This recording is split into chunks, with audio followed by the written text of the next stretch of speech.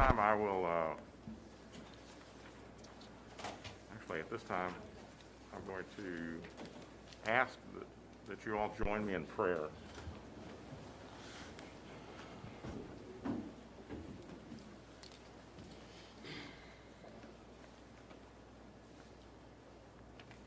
Our Heavenly Father, we ask that you pray for our departed sister, Guadalupe Medina, who we honored here just a short time ago for turning 100 years old. And we ask that you be with her family and give them comfort and solace and also joy at her passing. We ask that you be with our servicemen and women who are overseas and who are in danger this very night. We ask that you be with them and guide them. O God, by whom the meek are guided in judgment and light riseth up in darkness for the godly, grant us in all our doubts and uncertainties the grace to ask what thou would have us do, that the spirit of wisdom may save us from all false choices, and that in thy light we may see light, and in thy straight path may not stumble. Through Jesus Christ our Lord. Amen. Please join me in the Pledge of Allegiance. I pledge allegiance to the flag of the United States of America and to the republic for which it stands, one nation, under God, indivisible, with liberty and justice for all. This time I'll call this regularly scheduled meeting of the Harlingen City Commission to order and welcome each and every one of you. We're glad to have you here. We've got some recognitions tonight, which we're very pleased to be able to present, and we'll present those in just a moment. But first we have citizen communication and input. Yeah. We have Stephen Truman. Is he available? Stephen Truman. Yes, he wanted to speak in person, Mayor. You outside? Okay. You outside? I don't know. The only ones up here are the ones that was on Stephen Truman? Yes, Stephen Truman. All right, we'll go to the next one. Mary Flores, and she's here. Mary Flotis. Yes. Hi, Ms. Mayor Flores, would you just state your Bosworth. name My name is Mary and Flores. your address? It's 302 West Adams Avenue here in Harlingen. Thank Please you for go letting ahead. me just speak, Mayor Boswell and Commissioners and City Secretary. Like I said, my name is Mary Flores, and I am a business owner and a taxpayer here in Harlingen. We've been in business since 2005. It's A&M Nursing Services. We have a home health agency, and we provide services to patients and clients here in the Cameron, Willis, and Hidalgo County. But my main concern is for here in Harlingen area. We have approximately 45 employees. So as you see, we do provide service here for as a taxpayer. So we do have several properties and family members with tax properties here in Harlingen. And my concern is that since I'm pursuant items to 20B in the exclusive use to the STEC ambulance services, in the past, we have had many issues where we were restricted only to use STEC ambulance services for our patients, and we became highly concerned because we could not, I started contacting other services, and they said, no, we can't come in because there's a city ordinance in Harlingen that only STEC can be used here as ambulance services. And so, it was so sad that I had to tell our patient, I'm so sorry, you have to stick to STEC, and this is for like non-emergency transfers to hospitals, to dialysis, to nursing homes. So that means that they would have to wait numerous hours to get to dialysis and nursing homes or in hospitals for non-emergency, or maybe doctor's clinic's office. And my concern now was the second wave of the pandemic, that our patients are having to wait long hours, not even only, basically to be picked up, but also like if they go to dialysis or to a hospital. Hey, Or Ms. Flotis, your time has expired, but go ahead and take Oh, a few okay. seconds to wrap it up. Okay, that they are limited use. So I think it's time for a change that we allowed other emergency service to come into the Harlingen, because this ordinance has been here in Harlingen for many, many years. So I think it's time for a change, you know, it's more specifically because of the pandemic. Okay. All right, thank you very much. We have Stephen Truman already here. And he has something. You have 2 minutes, sir. Just so you can get those, I want to say hello. How are we Okay, doing, sir, guys? we need you to state your name and your address, and you'll have 2 minutes, okay? And the Okay. bell will go off. I'm Stephen Truman. I live in 1308 La Paloma. This is in Harlingen off of Primera. That's where I'm at. I kind of wanted to do a letter of intent, and I have an idea for the city that we can help. I'm going to pull you first to my first 3 points, which are I'm going to go as follows. Essentially, I have a business that specializes in fixing up and remodeling houses. There is not really a clear pathway of people who do this in the town, and we really need this. This is probably my largest client base is Harlingen, and there's a couple federal grants that I think we can get involved into to beautifying the city, and especially the homes of the people here. There's a lot of homes that are deteriorating, and if you can kind of go, you can see some areas downtown, you can see a lot of homes that are in the 80, 90-year age, and they're just completely falling apart. The problem is that we didn't have a clear and concise pathway for the people of Harlingen to go and get these buildings fixed up. Now, right now, I would say the largest way or the biggest guy who's doing that right now is actually me. If you go down, you can see my Google page. This is just, if you were to actually go on the internet and you were to just look up painters or you look up remodelers for the city of Harlingen, I'm actually one of the first guys that comes up. And this is just something that I've tried to develop with the community. In particular, I live in this community and I want to develop it, right? So that's kind of what I'm coming to you guys at. I want to do something for this town. If you look at a lot of towns like Austin, bigger towns, they have these pathways for people whose homes need this correction to the exterior of it into the interior. There's a pathway. We don't really have that in Harlingen right now. I want to be able to, if we can, somehow partnering or any kind of thing we can do with the grants to have that availability or that pathway for people to continue bettering the properties of Harlingen. And that's what I want to do. That's really what I want to do to it. I want my business, especially out of the towns here in the valley, Harlingen is a town I really like. I would like it to grow in the direction of servicing that town. Thank you, Mr. Truman. Okay. Thank you.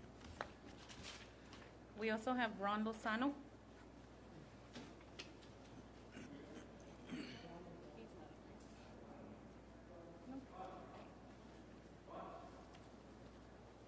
They're calling him.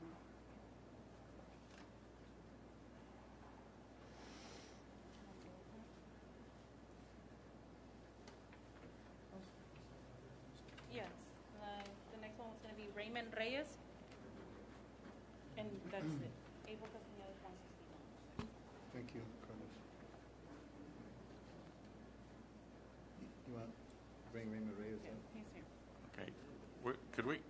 Could we go ahead and call up Raymond Yeah, Reyes that's what Carlos and is gonna Abel do. Castaneda and have them stand by? Thanks. Good afternoon, Ron Lozano. The item is not for the public, which I guess we should have prepared ourselves after our last commander-in-chief, that things should be done in secret. But even if you hear that message like the last one of lies when you go into executive session right now, just try to make sense out of your authority, and it says that a police official was the one that blockaded free enterprise. And in Texas, we do have a constitution also, and one of those amendments, I believe it's 26, says that competition should be fostered. And a charter that you all have is similar to the Constitution of Texas and the U.S. So those are our guiding lights. And for you all not to heed it might bring on that litigation that a neighbor of mine suggested, according to today's newspaper. So I appreciate you listening. Thank you. All right, thank you. We have Raymond Reyes. Mr. Reyes, you would just state your name and your address and. Yes, sir. Yes, you'll sir. have 2 Thank you. minutes. Thank you. Thank you, Mayor. My name is Raymond Reyes. My address is 706 Nantucket Drive here in Harlingen. Basically, I just wanted to, I know there's a presentation going on for the market days later on today. Unfortunately, I myself have a lot of things going on, so I'll be watching it probably online. But I just wanted to give a little bit of input since we've been here, like, I think a very long time, since 1976, doing business in Harlingen, originally from San Antonio, and still doing business there as well. Market days has progressed, and there's a lot of good things that go along with the market days. It does bring a lot of positive attention to the city. I think the expansion that's also, I'm on the DID board as well, proposed is a good thing. And whether the city takes over or the current entity that has control of it, as long as it keeps making progress and showcases Harlingen, I think it's a positive thing. Because in my opinion, being here so long, I think kind of Harlingen has fallen a little bit behind versus Mercedes, Weslaco, and other cities. But it doesn't mean we don't have the ability to catch up and surpass them. I truly believe that we can. If not, I would have moved myself. But I invest a lot of money in my venue and looking to acquire other properties on this side of West Jackson to kind of do the same thing and move forward with showcasing what Harlingen can actually offer and showcase. Because we got a lot of good things going here. We just got to keep, you know, there's always talk, but we just got to keep moving forward and do it for the right things, you know, not for the wrong things. So everybody can benefit. Basically, that's all I have. Thank you for your time. And, Thank you very much. Yes, y'all have a good afternoon. Thank you. We have one more, which is Abel Castañeda, but he wants to speak on item 4 after the presentation. That's it.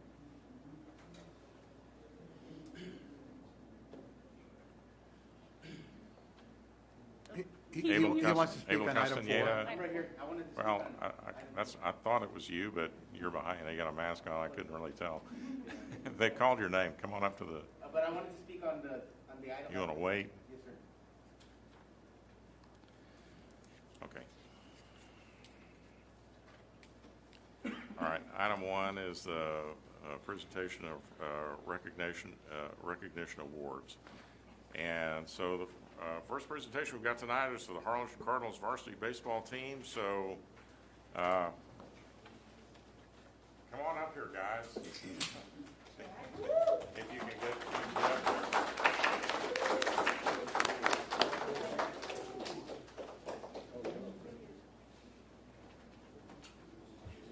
That's awesome.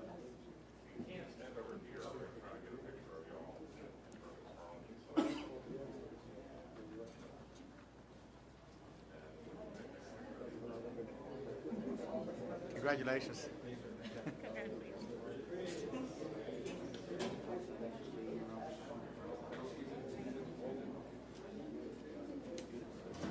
Okay, so we want, y'all guys had an outstanding season this year, is that right? Yes, sir. All right, and we want to recognize you, thank everybody on the city commission. We want to bring you all here tonight and say thank you because you really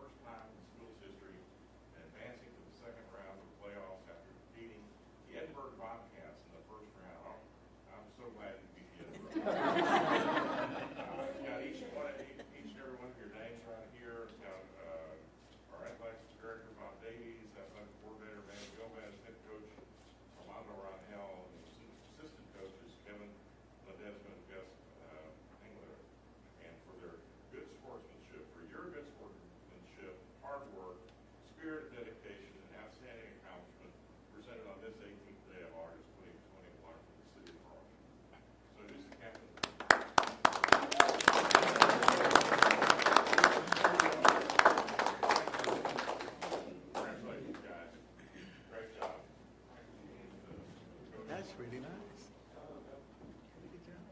one that says coach. Okay, we have a separate recognition, award.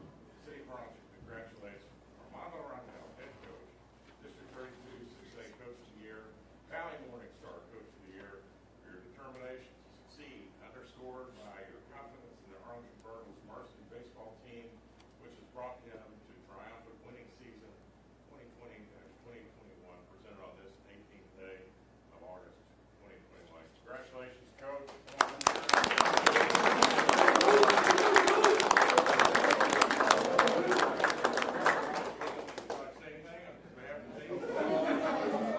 Just for the season that we have with these guys is very memorable, and to make history on it, just want to keep part of it on the map and keep on baseball.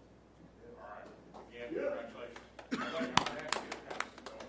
Now, let's move over here, and we're going to take a picture with the entire city commission standing behind.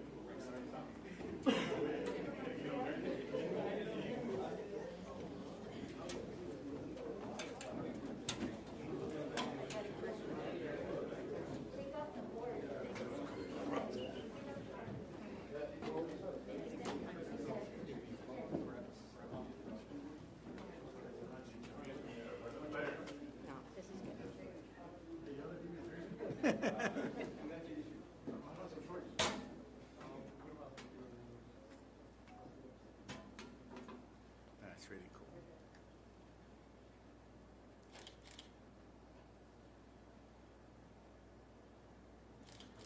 Can I get you all to squeeze in just a tiny bit more? And a big thank you and congratulations to all the parents and their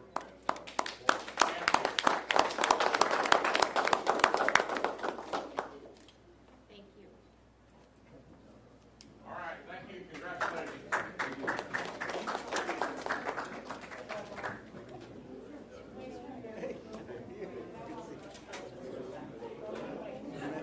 Oh my God, yes, yes, yes. Qué bueno, that's good. Let me take care. I'm gonna add that.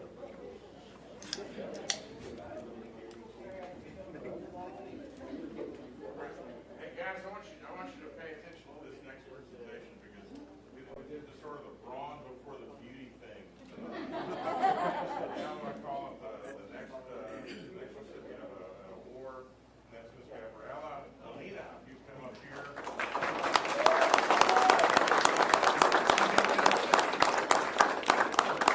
And this is really a big deal for our community as well, to recognize this young lady for having won the Junior Miss United World U.S. Pageant title. Wow. It's an accomplishment for somebody, and so we just want to present this recognition award to you, Gabriela, which says the City of Harlingen congratulates Gabriela Molina for an outstanding performance in the Junior Miss United World USA preteen pageant and applaud you for your determination to achieve the commemorating victory as Junior Miss United World USA preteen presented on the 18th day of August 2021 in the City of Harlingen. So, congratulations.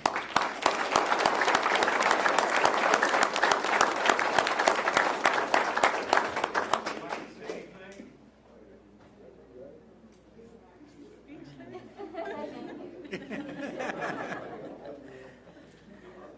All right, well, thank you, and thank you also to her parents and her family and everybody who supported her on this long journey, and I'm sure this won't be the end of your career, so congratulations.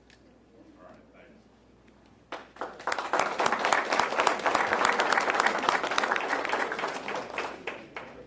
It's a big thing. That's awesome. That's awesome. All right. Item 2 is the approval of the minutes of the special city commission meeting of May 12, 2021. Are there any additions or corrections to the minutes? Good job, guys. So moved. All those in favor say aye. Aye. Those opposed? Aye. On the consent agenda, I'm going to pull item 3E, which is the second final reading to approve and adopt an ordinance for a special election to be held in the city. Mayor, can you hold on a little bit, because I can't hear?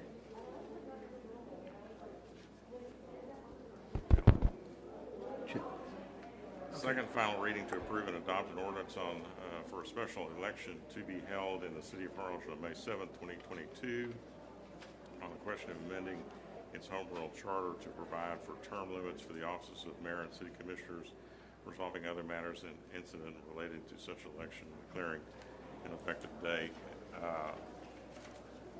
In reviewing the ordinance, it appears to me that the way it was presented by Commissioner Pettis was that if you served 12 years as commissioner or 4 terms as commissioner, you could still serve as 4 terms as mayor. Correct. Oh, I can't hear you. Correct. I have a fix for that. I'm going to make a motion to add the following. The term limits on commissioners set forth herein do not prohibit an individual from holding the office of mayor after the term limits are reached. The term limits of mayor set forth herein do not prohibit an individual from holding the office of commissioner after the term limits are reached.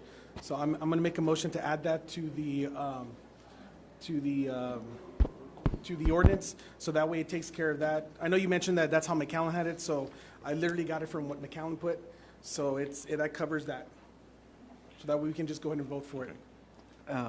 So does that mean, wait, I couldn't hear you. The objection that the mayor, well, not the objection, but he noticed that. It's a good thing he noticed that, because I wanted to make sure, because I do want that in there. What he mentioned was that the wording of the term limits, the way it was set right there, didn't, because you know how when I presented it, it was supposed to be, like, if you serve 12 years as commissioner, that's not going to prevent you from serving the 12 years as mayor. And that's what I wanted. But he was saying that the wording of it is kind of hazy, doesn't really say that. So what I'm doing is I'm making a motion to add exactly what he wants on here. So I'm making a motion to add this to the ordinance, so that way we can go and just vote for it, and it'll be over with, and we should be good. It's not what I want, actually. It's just what I thought you had. It's not what I want. Oh, yeah, actually. yeah, It's no, what no. I thought you proposed. No, yes, you're right. You're right. I apologize for that. It was what I proposed, and thank you for noticing that, because that went. But thank you for that. But I think this should take care of it. Do you agree, or? Yes. Okay. I have a question for legal. Can we, since this is an ordinance we passed first time, can we modify it on the second round? Is that legal? Yeah, you can, because it's the second reading. We're a 2-read city, so the second reading is the operative reading. And as long as the overall effect of the ordinance doesn't change, then little modifications are okay for the final read. Okay. well, So I make a motion to add this. What I just read. You guys want me to read it? I'll second. No. All right, we have a motion, a second. Any other discussion? All those in favor say aye. Aye. Those opposed, Mayor. like. Mayor, I'd like to take G off consent agenda. Okay. 3G. I said all those in favor say aye. Those Aye. are- Aye. Those opposed, like sign. The motion carries. All right, you're gonna take G off? Yes, sir. Okay, G is second and final reading to approve and to adopt an ordinance to re-enroll the city of Harlingen in the Texas Municipal Retirement System. Sir, I'd like to see if we can go into executive session and poll the commission, see if we can go into executive session. I wanted to ask a legal question or legal advice on, or, yeah, I wanted to get a clarification on G. And I'd like to go into executive session and come back out of it before we move on to the second reading. Okay, can we go into executive session on this item? All right, then, is that a motion to go into executive session? Yes, sir. Second. There's a motion, a second. All those in favor say aye. Aye. Those opposed? Okay, ladies and gentlemen, we're gonna go talk to our lawyer and in executive session right now. We'll return as soon as we're done with that and resume the meeting.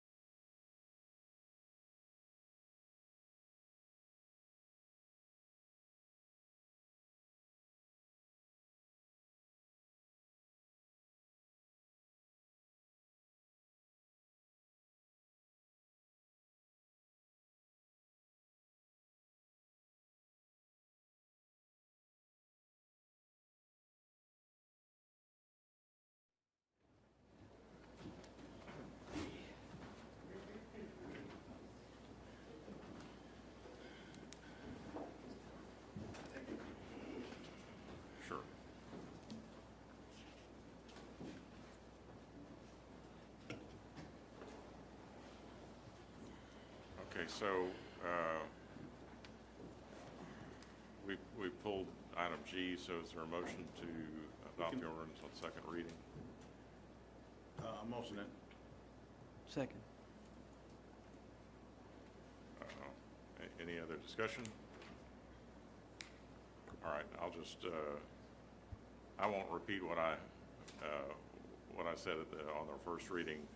I'm concerned about the automatic unfunded liability of $4.2 million. All those in favor say aye. Aye. Aye. Those opposed? Is your microphone Okay. on? You said E or G?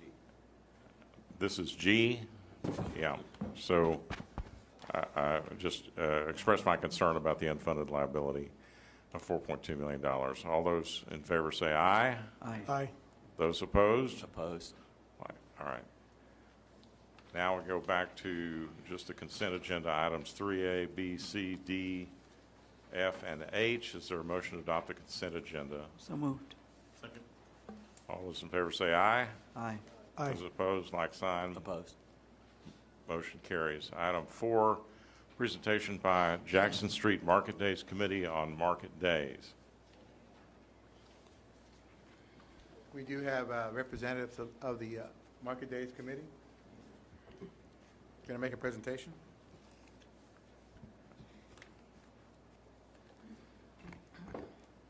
Good evening, Mayor, City Manager, and City Commissioners. I am Beth Fuquay, a lifelong resident of Harlingen and owner of J&B's Cafe. I am here with the invitation of the City Manager because some of you are interested in getting the city more involved in Jackson Street Market Days and perhaps are not familiar with its history and how it works. So this is intended to be a quick overview of the who, what, when, where, why, and how of Jackson Street Market Days. Market Days is a free open-air street festival in downtown Harlingen. It is held year-round on the first Saturday of every month. Since it began in 2001, Jackson Street Days has been run by volunteers with the aim of getting residents and visitors to come spend time and money in our downtown businesses. And while the outdoor vendors are important to this effort, the main goal of Market Days, and frankly, the reason for the event, is to attract people who will spend money in downtown businesses that operate in traditional brick and mortar buildings. Market Days creates a monthly boost in sales of dozens of small, locally owned businesses from antiques to restaurants. It is crucial to helping tenants and property owners make rent or pay their bank notes. Market Day also increases monthly sales tax revenue for the city of Harlingen, both for downtown businesses and from other Harlingen stores, restaurants, gas stations where visitors stop en route to or from our event. The success of Jackson Street Market Days has been key to attracting more downtown Harlingen investors, folks who spent millions of dollars in our city buying and renovating both small properties and very large old buildings. This has contributed to a boost in downtown property valuations over the past 20 years and increased property tax revenue for the city, the county, and school districts. Now turn to who runs the event and how it is managed. Some of you may not realize Jackson Street Market Days is run by a 501c6 nonprofit corporation.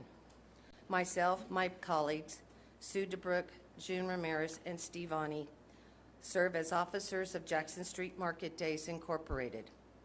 We are not paid, we serve as volunteers.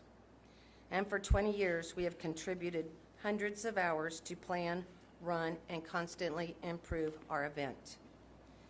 Many other volunteers from the downtown business community have helped in this effort. This includes Donna Gale and Bonnie Keener, the two wonderful ladies who started Market Days in 2001. Some of our volunteers come out at 5 a.m. to set up barricades, carry tables, or help vendors find their booth location.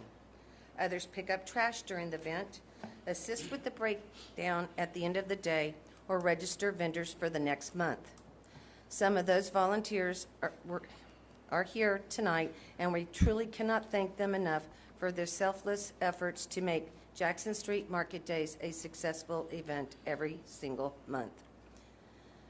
Since the beginning, we have partnered with the City of Harlingen to officially close a few streets to traffic one day a month, provide barricades and trash containers, and hang our promotional banners the week prior to each event. And for all over a decade, the city has provided a link through its website to Market Days vendors' application and rules, so those are easily accessible to any interested parties. This has helped us attract new vendors from throughout the region. We have had a vendor application and rules since the beginning, as all successful events require management and guidelines as to what types of merchandise and behaviors are acceptable. We require vendors to provide a copy of their sales tax permit and other information in order to participate. The application and rules have changed some over the years, but always are carefully crafted to achieve the goal of producing a safe event that is free and open to the public, but primarily beneficial to downtown Harlingen businesses.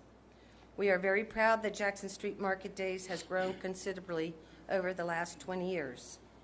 It started with just a few vendors in one block and now has 160 vendors stretching over several blocks. We have gone from playing CDs on a 1980s boombox to regularly hiring outstanding live bands. In fact, Commissioner Puente played at Market Days just 2 weeks ago. We have gone from relying on word-of-mouth PR to regular paid advertising that brings attention and visibility to both Market Days and downtown Harlingen on TV, in the newspaper, and in other media. I think it is also worth noting that as Market Days has grown, it eclipsed and replaced the annual city-sponsored event, Jackson Street Jubilee. Jubilee was discontinued in 2007, in part because its planning and management took so much city staff time away from other functions. And by that time, Market Days was attracting large and profitable crowds to downtown Harlingen, 12 Saturdays a year, rather than just one, and with volunteers all doing the work. We estimate attendance at Market Day now averages 4,000 to 5,000 people each month. In addition to advertising, the fees collected from our vendors are used to help with other downtown projects, promotions, and activities. This has included paying for porta potties at downtown events like Christmas Parade, Jackson Street Classic Car Show, buying candy for the city's Halloween event on Jackson Street, and supporting the development of new community events such as the Harlingen's Farmers Market and Harlingen Art Night. We have paid for beautiful lights outlining the tops of the buildings, murals by local artists, and other projects dedicated to the betterment of downtown. 20 years ago, Jackson Street was the first Market Days held in the Valley.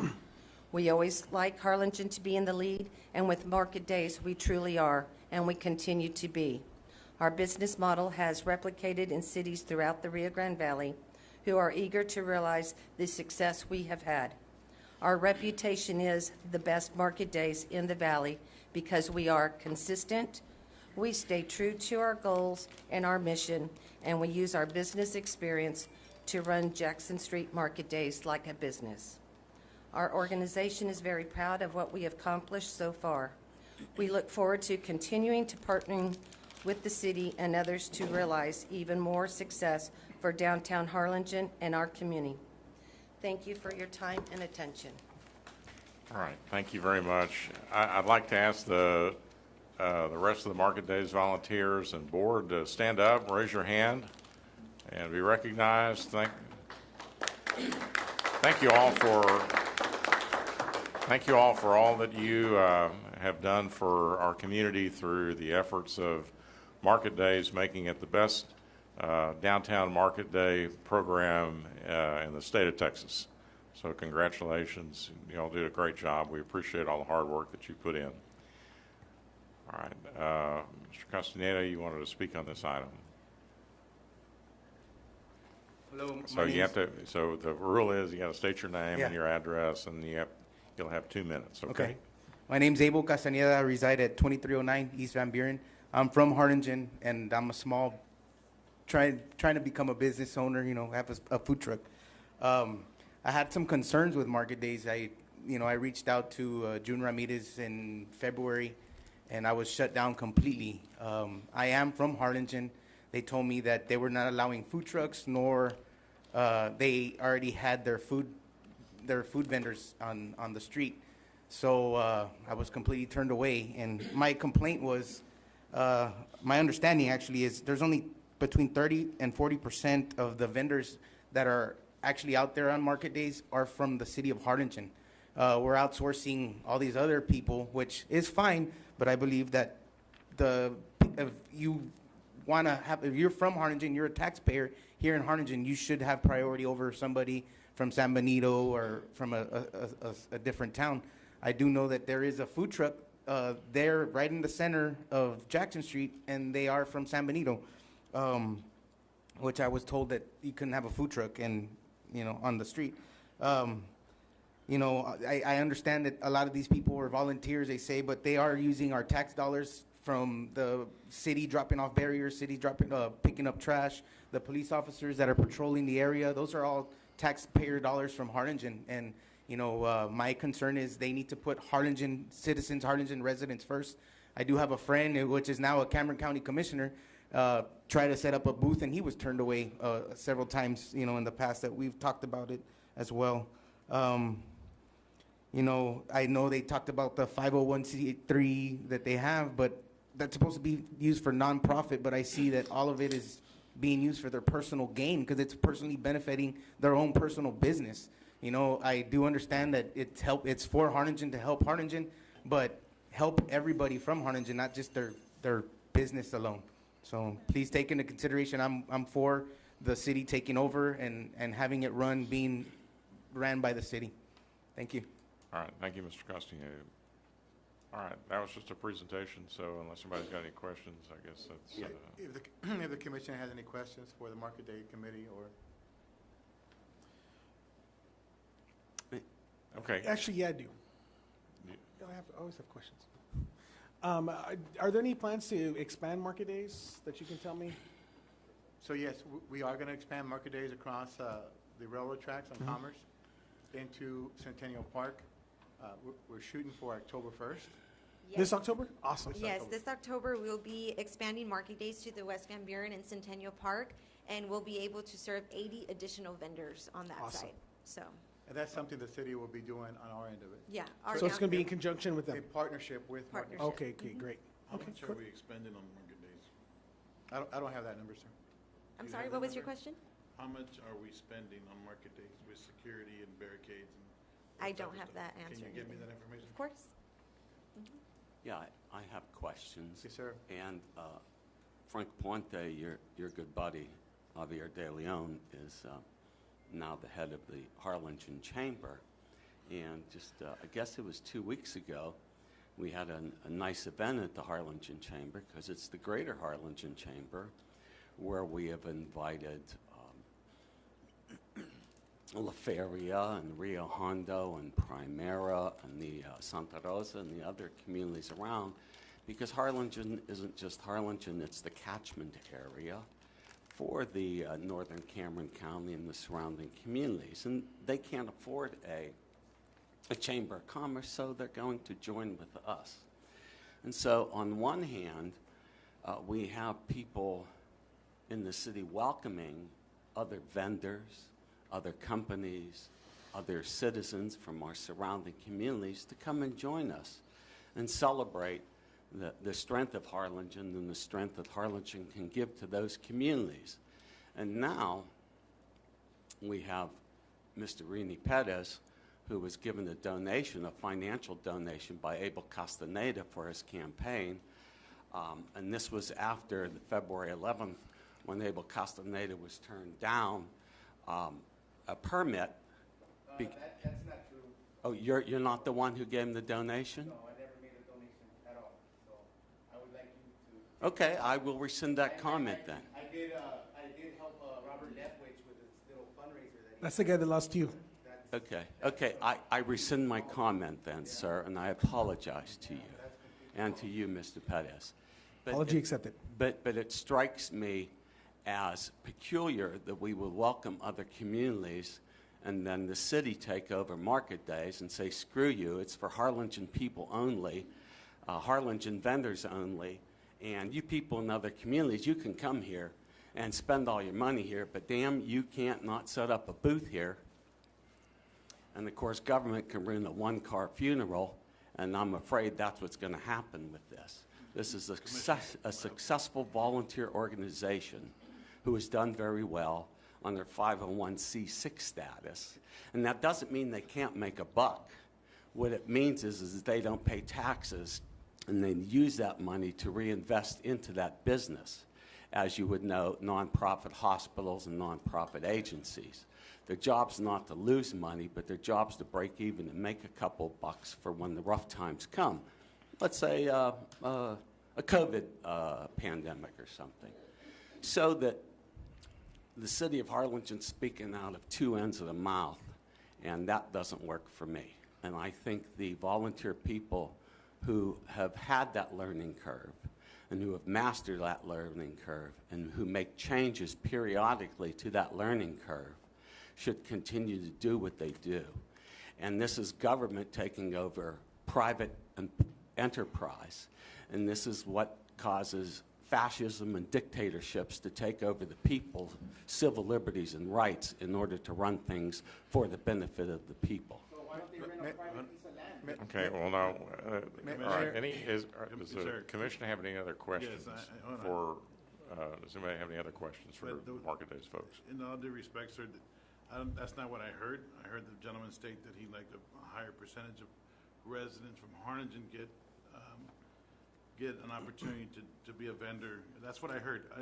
Right, and I heard that too. And so my question is where else in Harlingen government, when we have events, do we require Harlingen residents only, or a certain percentage of Harlingen residents? But if I understand correctly, sir, the Lifestyle Show Mercedes almost has a similar model.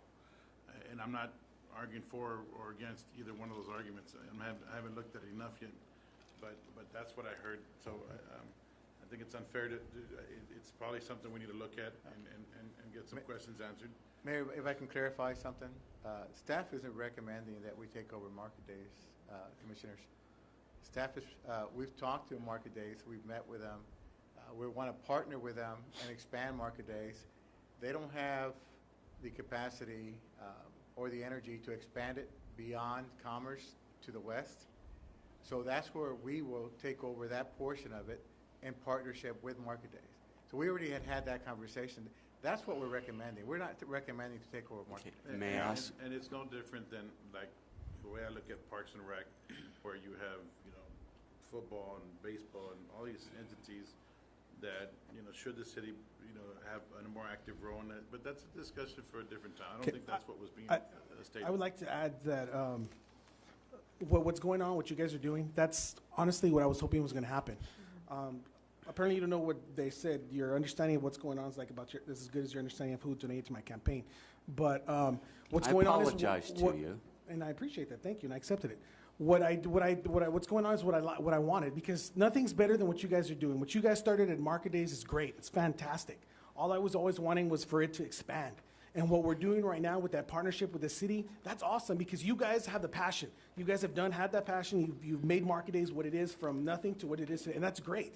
And now the city stepping in, not taking over, we're just doing like a partnership, and we're going to expand it on the other side, and that's what I wanted. I think that's what most of the people in Harlingen wanted, and I think Abel, what he wants is just an opportunity to be able to be a vendor as well. And on the new side, I'm assuming he would have an opportunity to be a vendor, right? So it's like a win-win scenario. It's a win-win scenario. Okay, I think that's the intent. I know that there's a lot of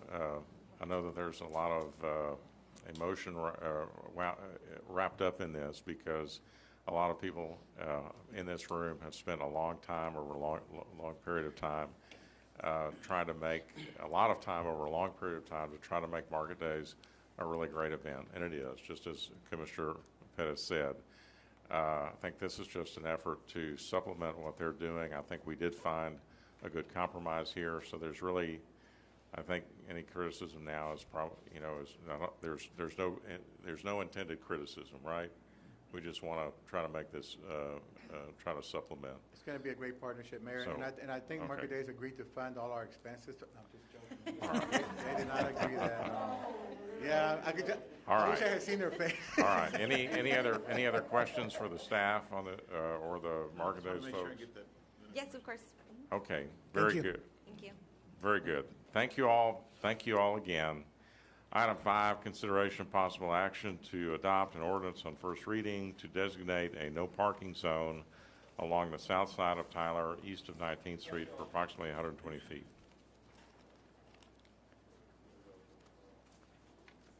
Andy? Good evening, Mayor and Commissioners. This item is in regard to a proposed no parking zone for the Plaza Colonial Business Center. We were contacted by the manager for the center with concerns about vehicles parking both to the west and the east of the entrance and exit. Causes some issues with site visibility when exiting and also when leaving. So we reviewed it. We sent out requests for a solicitation for feedback from residents within a 200-foot radius, and receiving none, we are proposing to move forward with the no parking zone. I'd be happy to answer any questions. Are there any questions? If not, can we ask the city attorney to read the caption, please?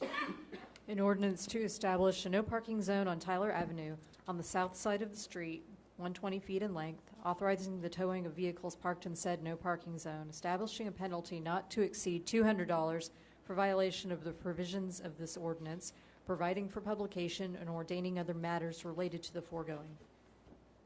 Is there a motion to adopt the ordinance? So moved. Second. A motion and a second. Any discussion? All those in favor say aye. Aye. Those opposed, like sign. Motion carries. Item 6, consideration possible action to accept or reject bids and award a contract for the 2021 Street Improvements Program under bid number 2021-07. Andy? Yes, this item is in regards to the upcoming street improvement project. We received, I believe, 6 sealed bids, and everyone had met the requirements. Our original budget was $1,381,128, and the bids came in at $1,907,000. The low bid, came in at $1,907,063.77. We are recommending moving forward with the project and funding the difference of $525,935.77 from the general fund. Where's the difference in? I'm sorry? Where's the difference? Is it in material? Is it in labor? Is it? We had originally anticipated partnering with the county for the reconstruction of Garrett Road. Our original concept included left turn lanes and a widened road. In the process of design, we realized we were constrained by the existing right-of-way out there. It's a beautiful stretch of road, but it's got these varying right-of-ways. Sometimes it's only 40 feet. Some areas it's 80 feet. So we changed the scope of work a little bit for better. Well, in order to move it along, because that roadway, if you've been out there, is in horrible shape. Right.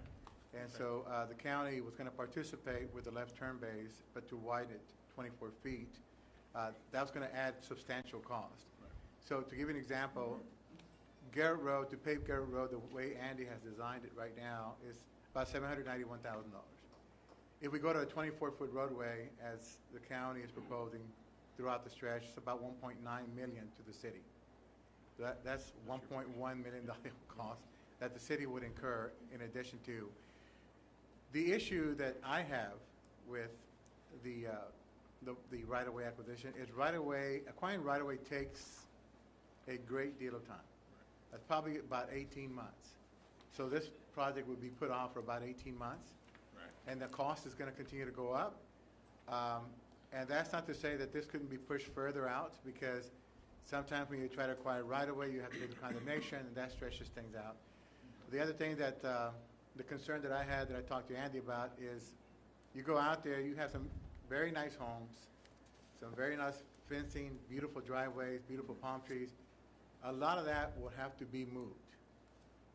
And I can't imagine any of those homeowners being happy about that. And while we're doing all this, that road continues to deteriorate at a very rapid pace. Yeah, And and, so, and I had already met with Gus. I had met with Gus because it's in my district. Right. So I met with him and trying to get the city to still come with us without the right of way, but he didn't.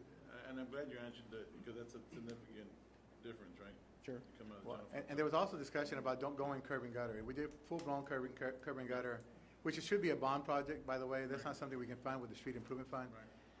We're looking at about maybe $4-5 million without right of way. And the timeframe on this, you'll start immediately, and are you ready to start? So this is the bid, so we'll issue a contract within 30 days, and we want them to go. Okay. I have a question. Yes. Will we be paving County Road? Yes, we've done that in the past, Commissioner. Well, legally, can we pave County Road? Can we use city tax dollars to pave county property? I don't know that answer. Caught a little cold here.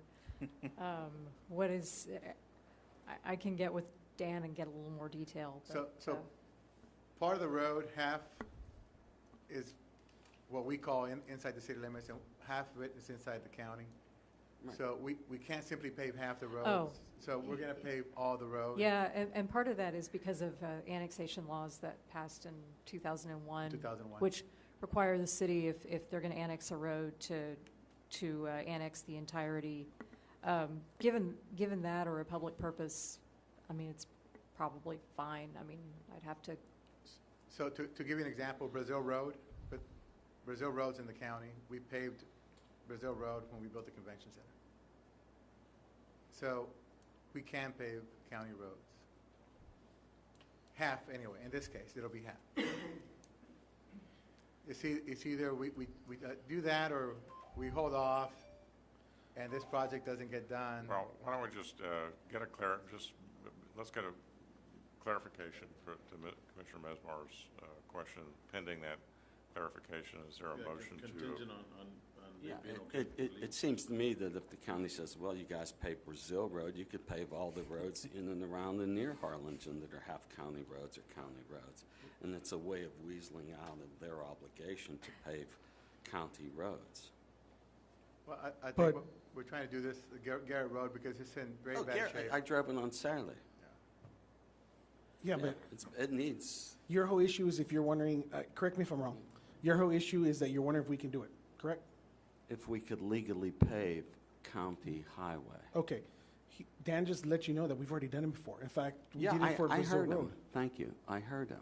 But I didn't realize back then Brazil Road was county road. But I'm pretty sure you still voted for it, right? I have no clue. It's convention center. You voted for it. You did. No, I didn't. All right, Anyways, I make a motion to I didn't approve. vote for the All right, convention let's- center or the let's- site of the okay. convention research it. center. You're a Commissioners- historian, you commissioners- get it right. Commissioners, let's deal with this constructively, and let's talk about the motion. Do we have a motion? I make a motion Does to anybody approve. make a motion? All right, I'll make there's a that motion. I'll Is there a make that motion contingent upon clarification with legal blessing. well, to accept your Yes, sir. motion is to accept the low bid? Yes, sir. Right? The lowest responsible bidder, which has been identified. That's Yes, the sir. motion. Is there a second? All right, now, is there any, now, Commissioner Mesmar has asked whether, or not- wants clarification if we can pave the other side of the road, which is technically in the county, and, We will get that answer. and prior to, so prior to proceeding, we will confirm that. If there's a problem with that, we'll have to bring it back, Yes. right?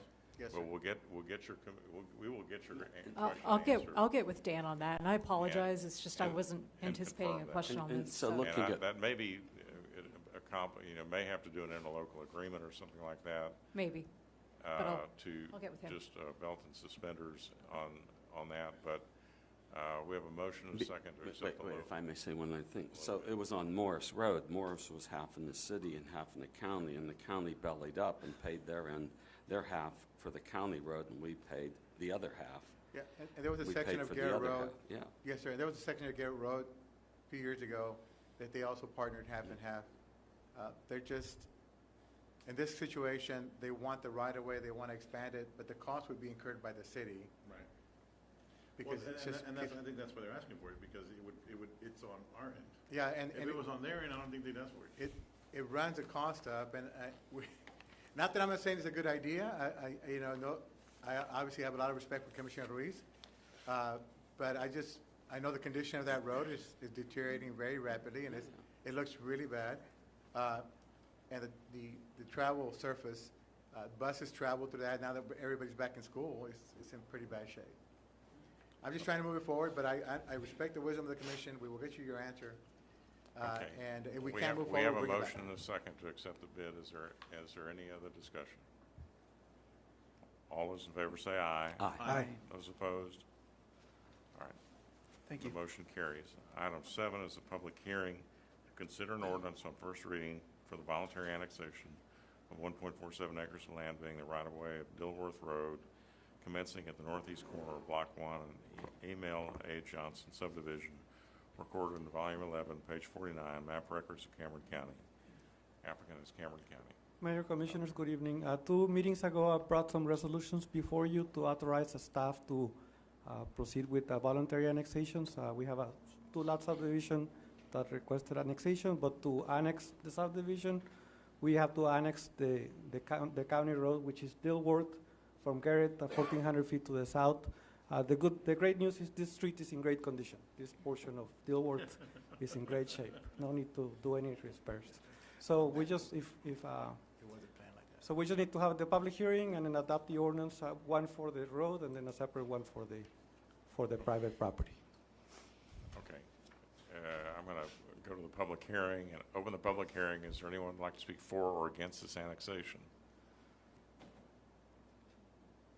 Hearing none, I'll close the public hearing. Ask the city attorney to read the caption on item B, which is consideration of possible action to approve an ordinance on first reading for the voluntary annexation of 1.47 acres of land being the right-of-way of Dilworth, commencing at northwest corner of Block 1, Emil Johnson subdivision, recorded in Volume 11, page 49.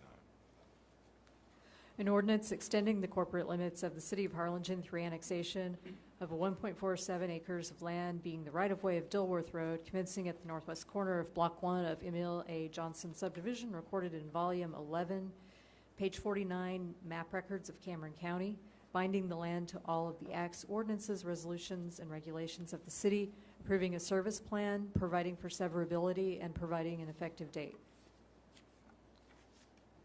Is there a motion to adopt the ordinance? Motion.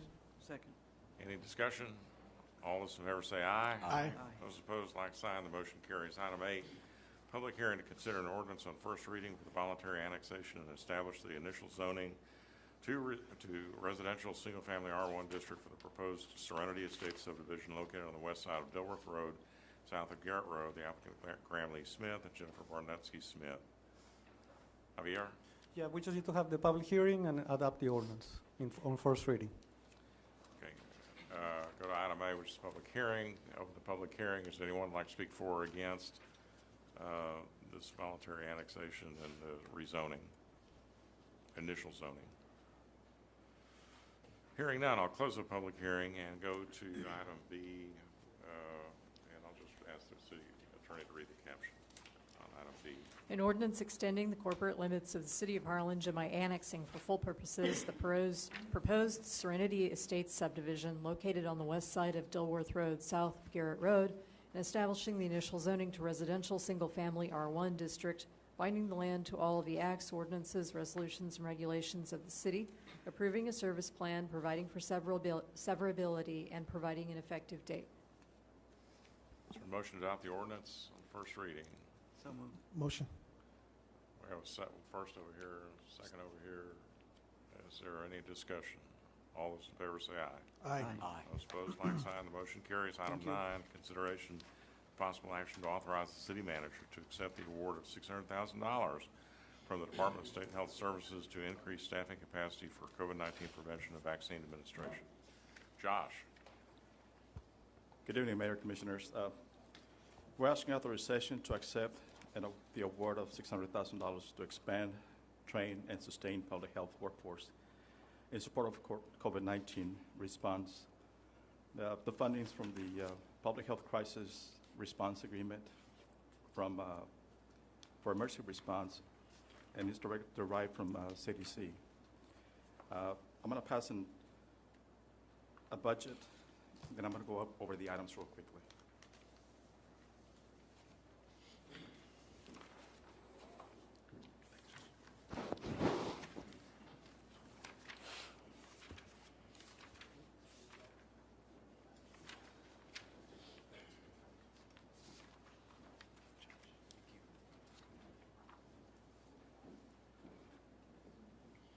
Thank you, Josh.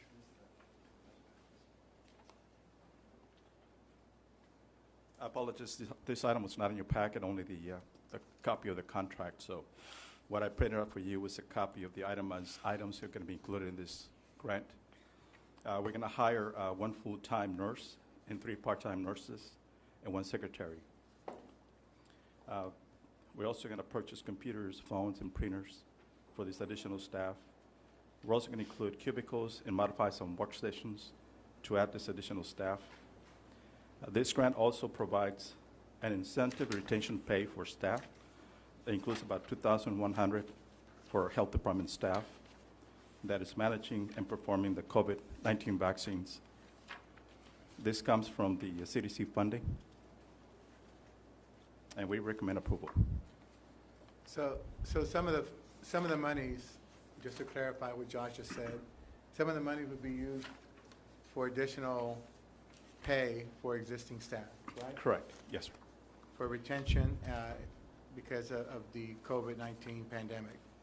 So I just want to be clear to the City Council, if we accept this grant, what we'd like to do is bring back what that would be, what that stipend would be, and have the City Council approve that. This is for public health staff only. That's what the grant is geared towards. Okay. Questions? Yes, sir. When the $600,000 is used up, then these jobs all go away? Yes, sir. Okay, so we're hoping these are temporary positions funded by this slug of money only. Yes, we're working with CDC and the state to see if there's going to be additional funding. Okay. There are additional fundings, but again, it's also temporary. It's in 3 years gaps or 4 years programs. Okay, and earlier in the week, the CDC wanted people who were immunocompromised. I've not seen the list of what defines immunocompromised in the CDC vocabulary to get their 3rd injection of Pfizer or Moderna. And now today, the federal government said, full tilt boogie, everyone should start getting their 3rd Moderna or Pfizer come September 20th. And so will this deal with that new onslaught of people wanting and getting their 3rd vaccines? Correct. The additional funding that CDC is putting out, in addition to this one, we also apply for another funding that is coming in the future.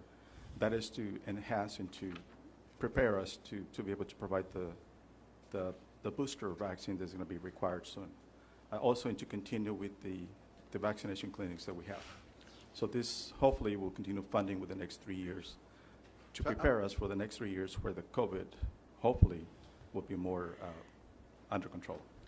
Yeah, to remind the commission, we also received, Josh and Ana Hernandez received a $1.4 million grant.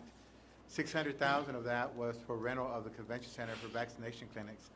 We haven't used not even $100,000. About $100,000. About $100,000 of that. So we have funding left over for continuation of clinics, and we will have a call tomorrow for the 3rd vaccine clinics that we want to put on. So we're going to continue to put on more clinics. We do have funding for those. And all this funding is from CDC through the state of Texas. And we will bring back again kind of a breakdown of what Josh proposes or we propose. If you may, it's on the 2nd page, if you want to look at it real briefly for staffing. The stipend is approved by CDC and the state. The first bracket shows you the staff that will be hired. The lower bracket shows the staff that will be awarded the funding that is approved by the state already. Okay. We did have a motion and a second on that, right? Yes. Did we have a motion? No. I think we did. Motion. I thought you made the vote. But you made the motion and you made a second. Yeah, go for it. For this one, yes, go with yes. Myra, did he make, we already have a motion and a We second, have right? him Yeah. first and Second, Commissioner okay. Okay. Any other discussion? All right, I want to, all those in favor say aye. Aye. Those opposed, like sign. I want to congratulate Josh and the staff for securing these Awesome. grants Thank you. that are allowing us to expand our prevention and our vaccine capabilities, and so we can get more people vaccinated. We can keep them out of the hospital. 93% of the people that are hospitalized right now have been unvaccinated, and that's just a fact. Correct. So we can keep you out of the hospital if people will get vaccinated. All right, thank you. Item you for 10 allowing is us. consideration and possible action on proposals submitted for the purchase of electricity for the city of Harlingen and its component units, and entering into an agreement for the purchase of electricity. Gabe? Mayor and members of the commission, as you know, ever since we had Winter Storm Uri, staff has been looking at alternatives to the TCAP pricing contract we have. Just as a reminder, the contract goes through December of next year, 2022. We've done a couple of things in the interim. One is we went out for RFQs to hire a consultant. Those were due yesterday, so we received 7. We're in the process of evaluating all those consulting firms and may come back to you with a recommendation to interview, say, 3 of them and then pick a consultant if that's the option that we want to go with. Just as an FYI, to hire a consultant will cost between $30,000 and $50,000 a year to do that. We won't pay them directly. It'll come out of the pricing for the electricity costs that we get. But do we necessarily need a consultant to go out and shop? Well, no, that's what we're going to talk about right now. Yeah. I'm going to hand these out real quick.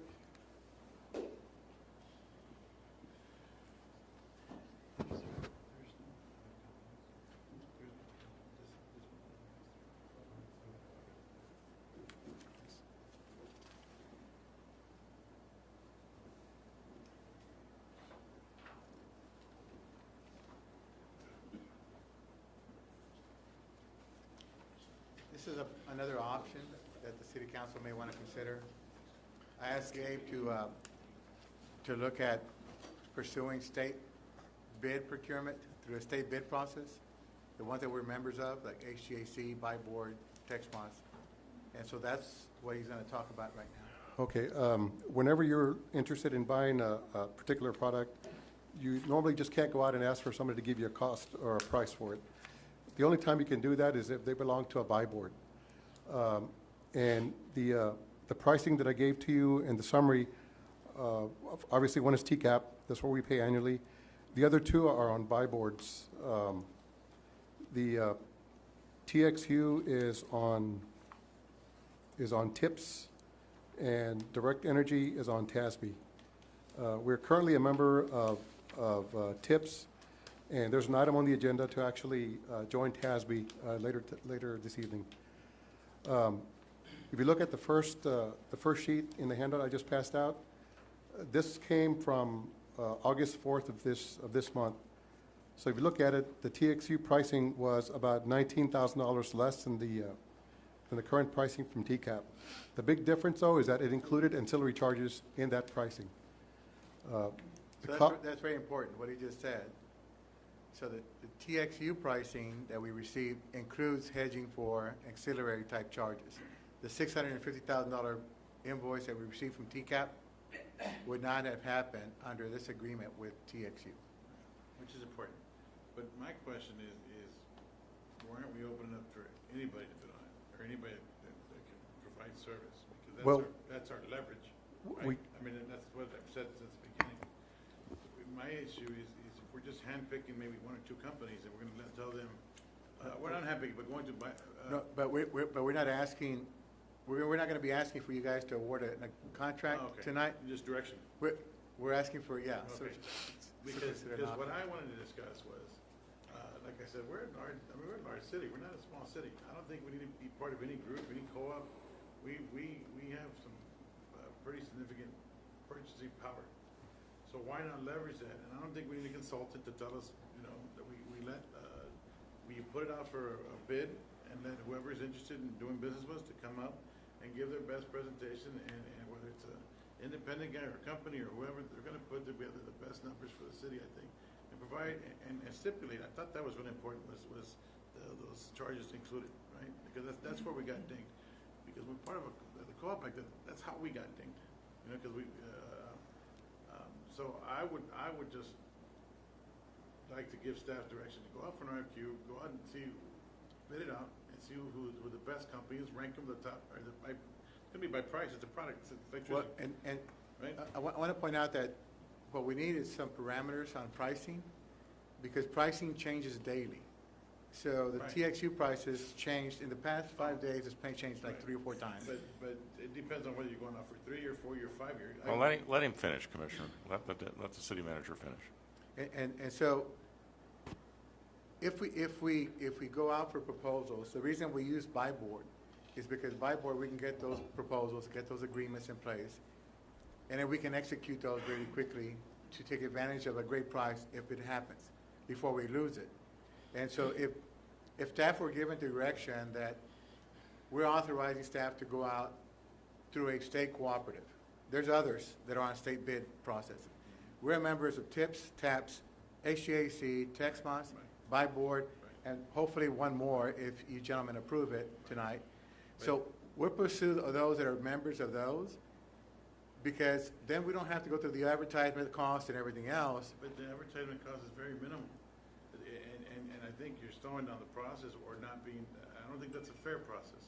I think, again, it's just like you're shopping for your own home. Shop it out, it's a very quick process, put it out for an RFQ. I don't know, what would the advertising cost be? But $800, but the reason. Okay, hold on. So $800, it's an $800 cost.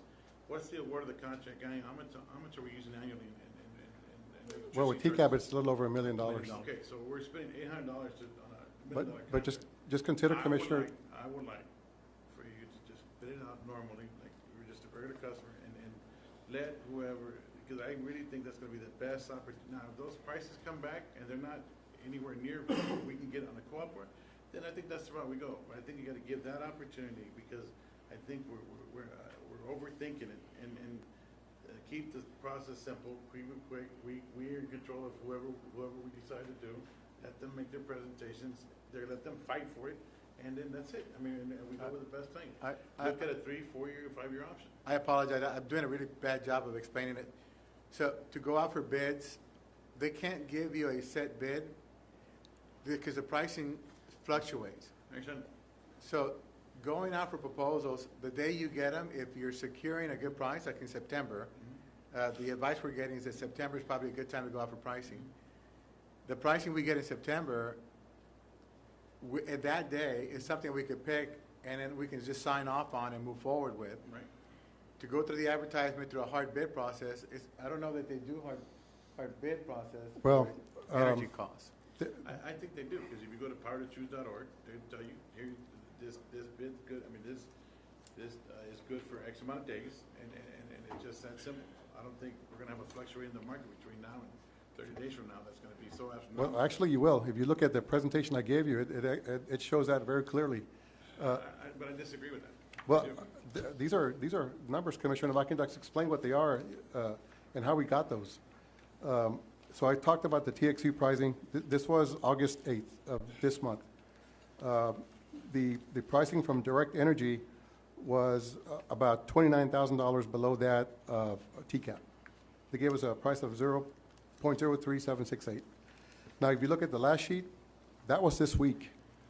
The pricing from TXU was from today, and so was from Direct Energy. Direct Energy's cost went up by almost $40,000.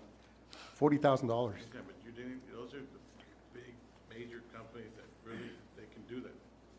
And I'm talking about going out for RFQ, let people that provide that service, just like you do when you buy your residence or my business, when I go out for business, and you go out and you let them compete.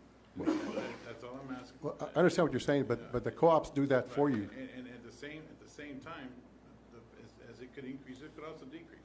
Okay. I mean, is that a fair statement?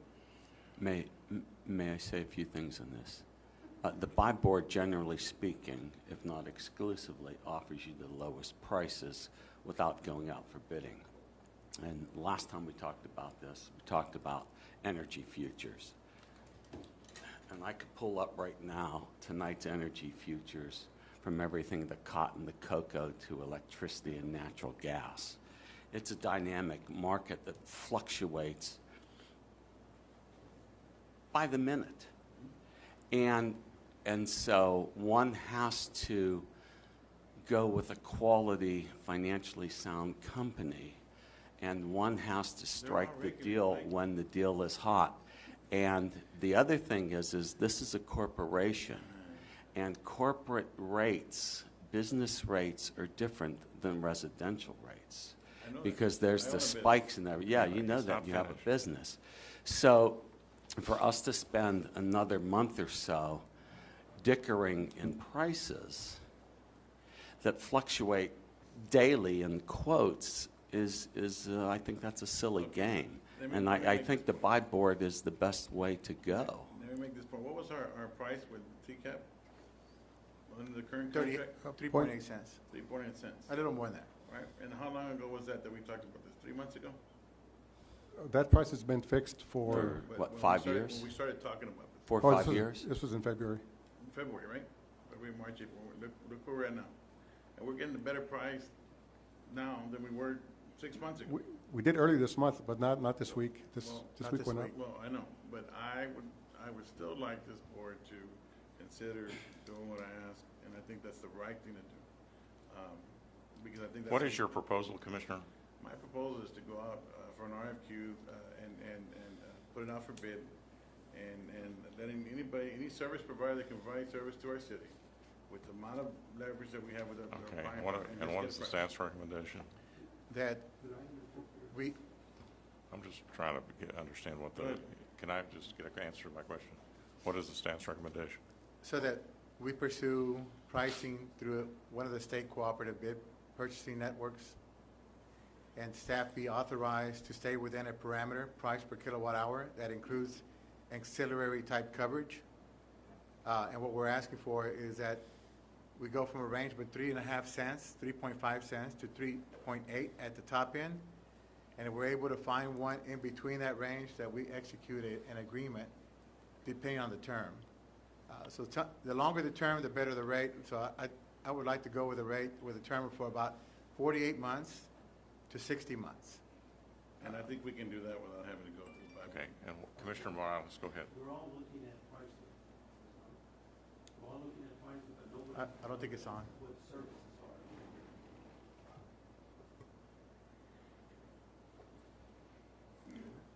are. Okay. I started to say, we're all looking at pricing, that's our number one concern. But what about the services that are being provided?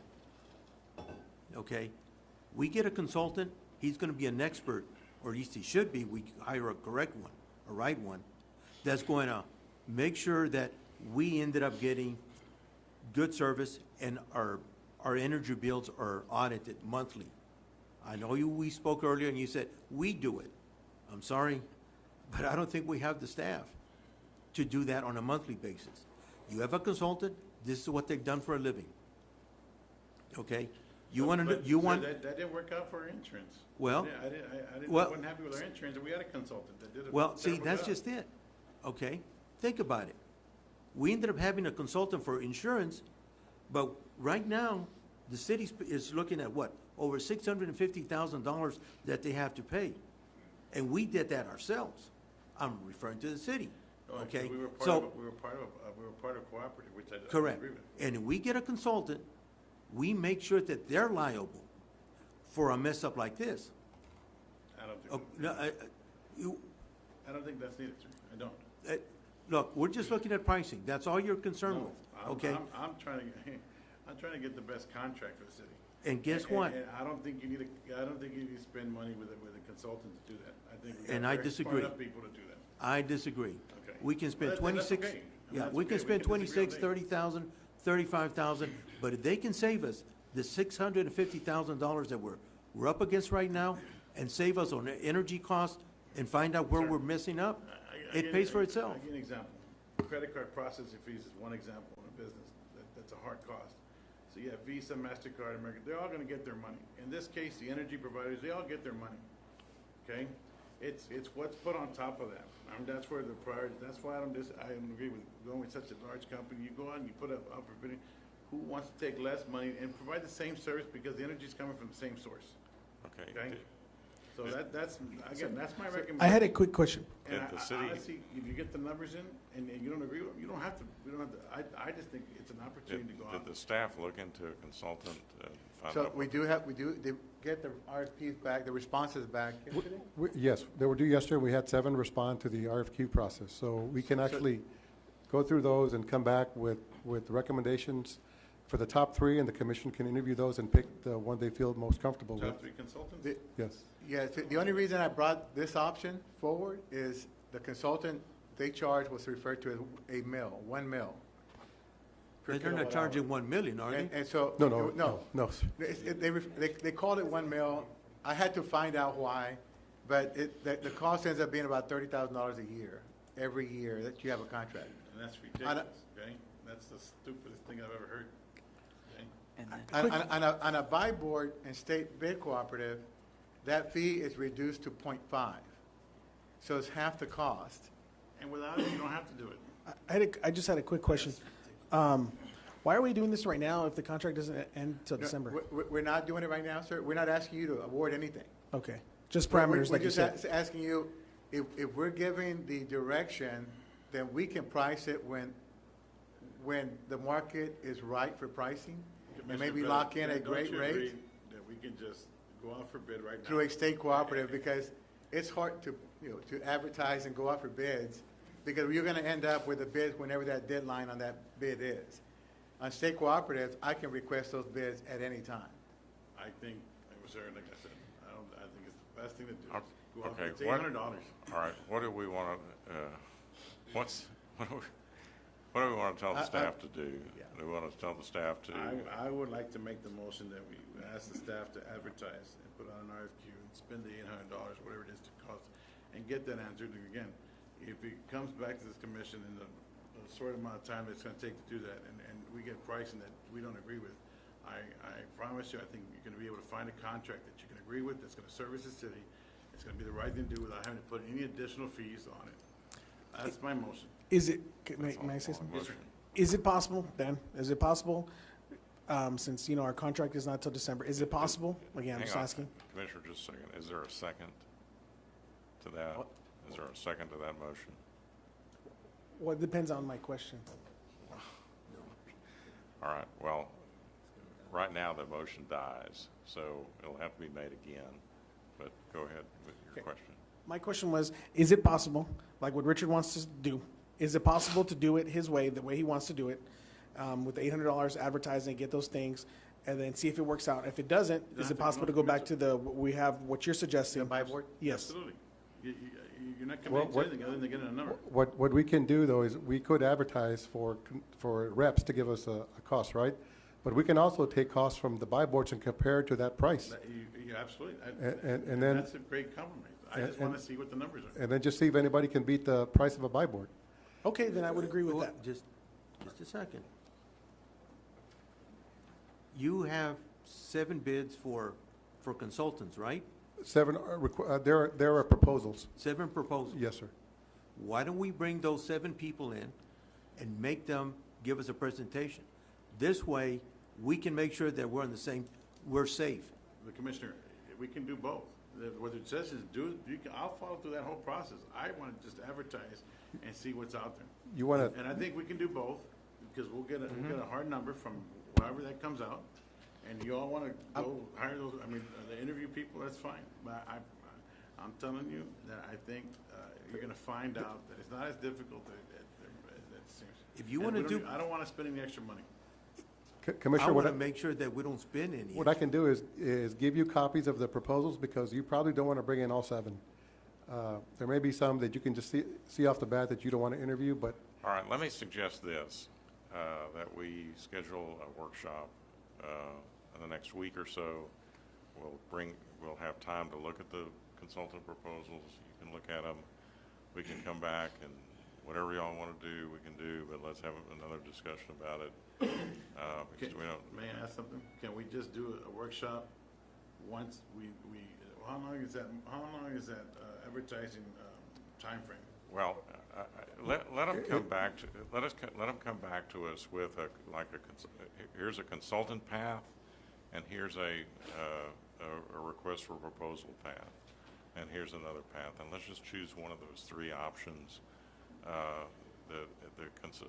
The proposal path could include, as Gabe suggested, also going to the buy board at the same time and getting prices from people who are going to respond to the request, and also looking at the prices of the buy board, also looking at the option of the consultant, and then we can decide at that at the next meeting. But I think since we've got the proposals, we ought to take a look at them. But, so do we need to? Let's just do we spend a little more time on this. We have more things on the agenda we need to get to. So do we need to make a motion to table this and do the workshop? Is that how we need to? No, that's my suggestion. We Okay, just so- pass on the item. Okay. We'll just do a workshop. And we'll do a Yeah, workshop. okay, so we'll, So make a motion that's to what we'll do. We'll schedule a workshop in a short period of time so we can move forward on this. And listen, guys, I know it's not a full moon, but I don't know what, everybody chill out a little bit. Just, let's be cool. Item 12. Item 11, consideration and appropriate action on first reading of an ordinance amending the City of Harlingen Code of Ordinances by providing for the ability to assess a lien on property subject to delinquent utility payments in the Harlingen Waterworks system. Good evening. That would be a Waterworks proposed ordinance. That item is not ready for consideration at this meeting, and it did get into the agenda, but we'd like to bring that back at the next City Commission meeting. All right, so we'll pass item on 11 also. Pass item 11. That's correct. Item 12 is consider as appropriate action on a resolution of the City of Harlingen approving a budget amendment, BA 2021-1, adopted by Harlingen Waterworks System. Good evening, Mr. Mayor, Commissioners, City Manager. This budget amendment is essentially authorizing the receipt and the expenditure of the American Rescue Plan Act of 2021 funds that the city allocated for a one-time premium pay adjustment for essential workers. This covers waterworks employees. We felt it was appropriate to bring that through as a budget amendment. This was approved by Harlingen Waterworks Board on June the 30th. We have actually made the distribution of those funds. This is making it official. Motion to approve. Second. All those in favor say aye. Aye. Aye. Those opposed, like sign. Motion carries.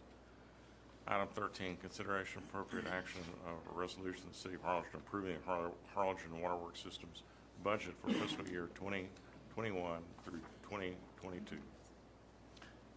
This is Tim? our proposed budget. Thank you very much. I do have a few slides. I think I'll make this a little bit shorter. We'll talk about an overview, which will cover most of the information.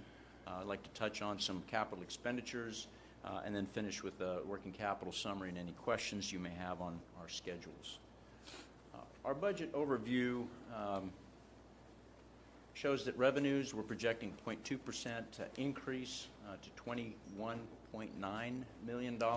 This is assuming a 1% increase in service revenues, which is conservative. We are experiencing growth in our meter count of about 1.5% to 2%, and so this is a relatively conservative increase in revenue.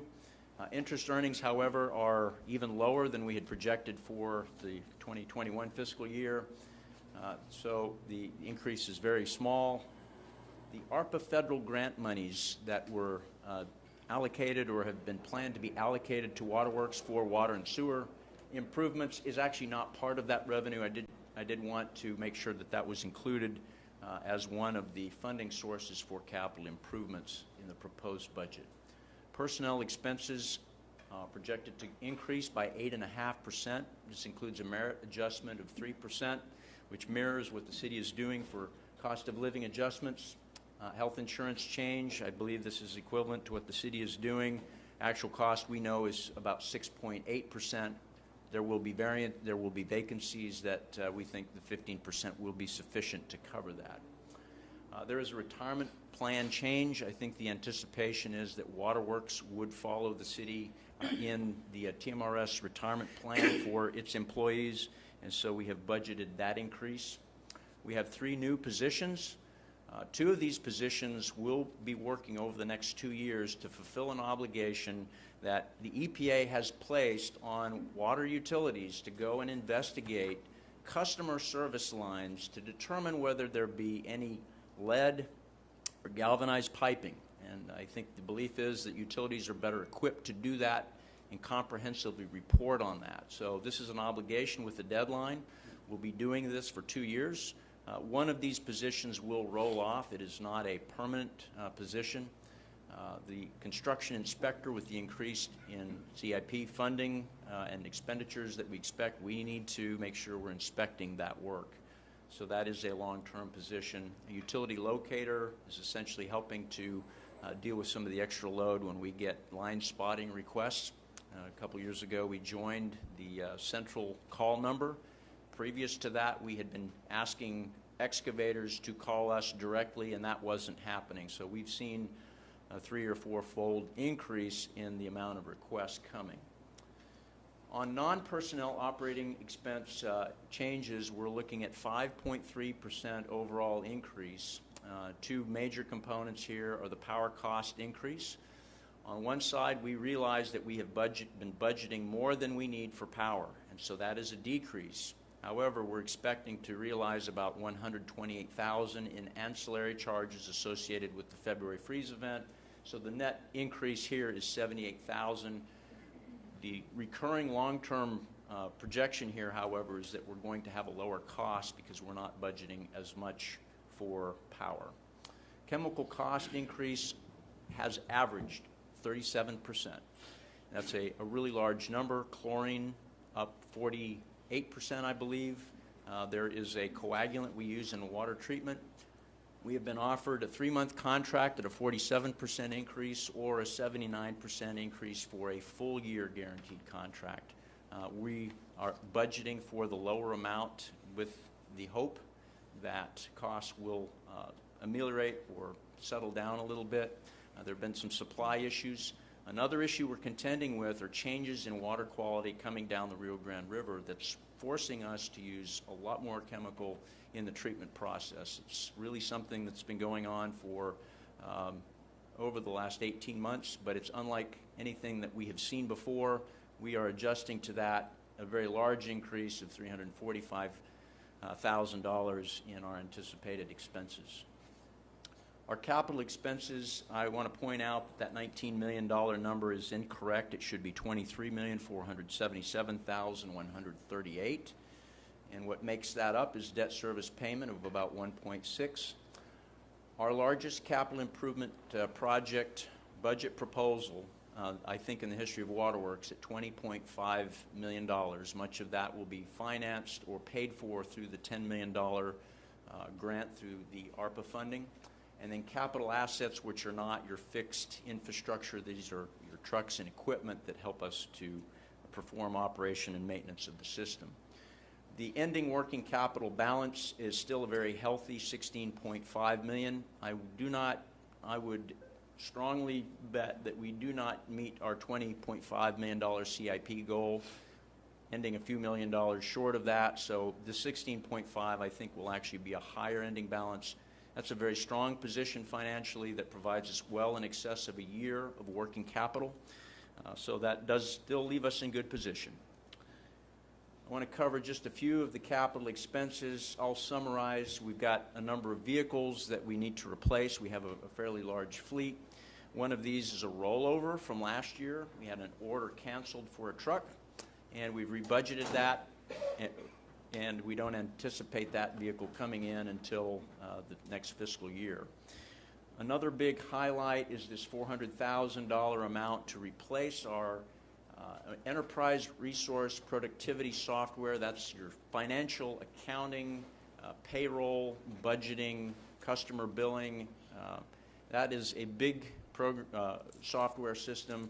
The one we've had for over 20 years is failing us. It's been bought out by a third party. It's poorly supported, and we need to upgrade to something that's more competent. If there are no questions on that, I'm going to move on to capital projects, and this is also a very long list that I won't tackle individually.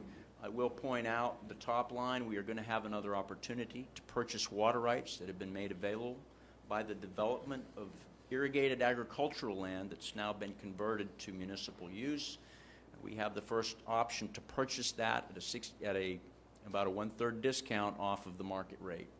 That is approximately 175 acre feet at an estimated cost of $350,000.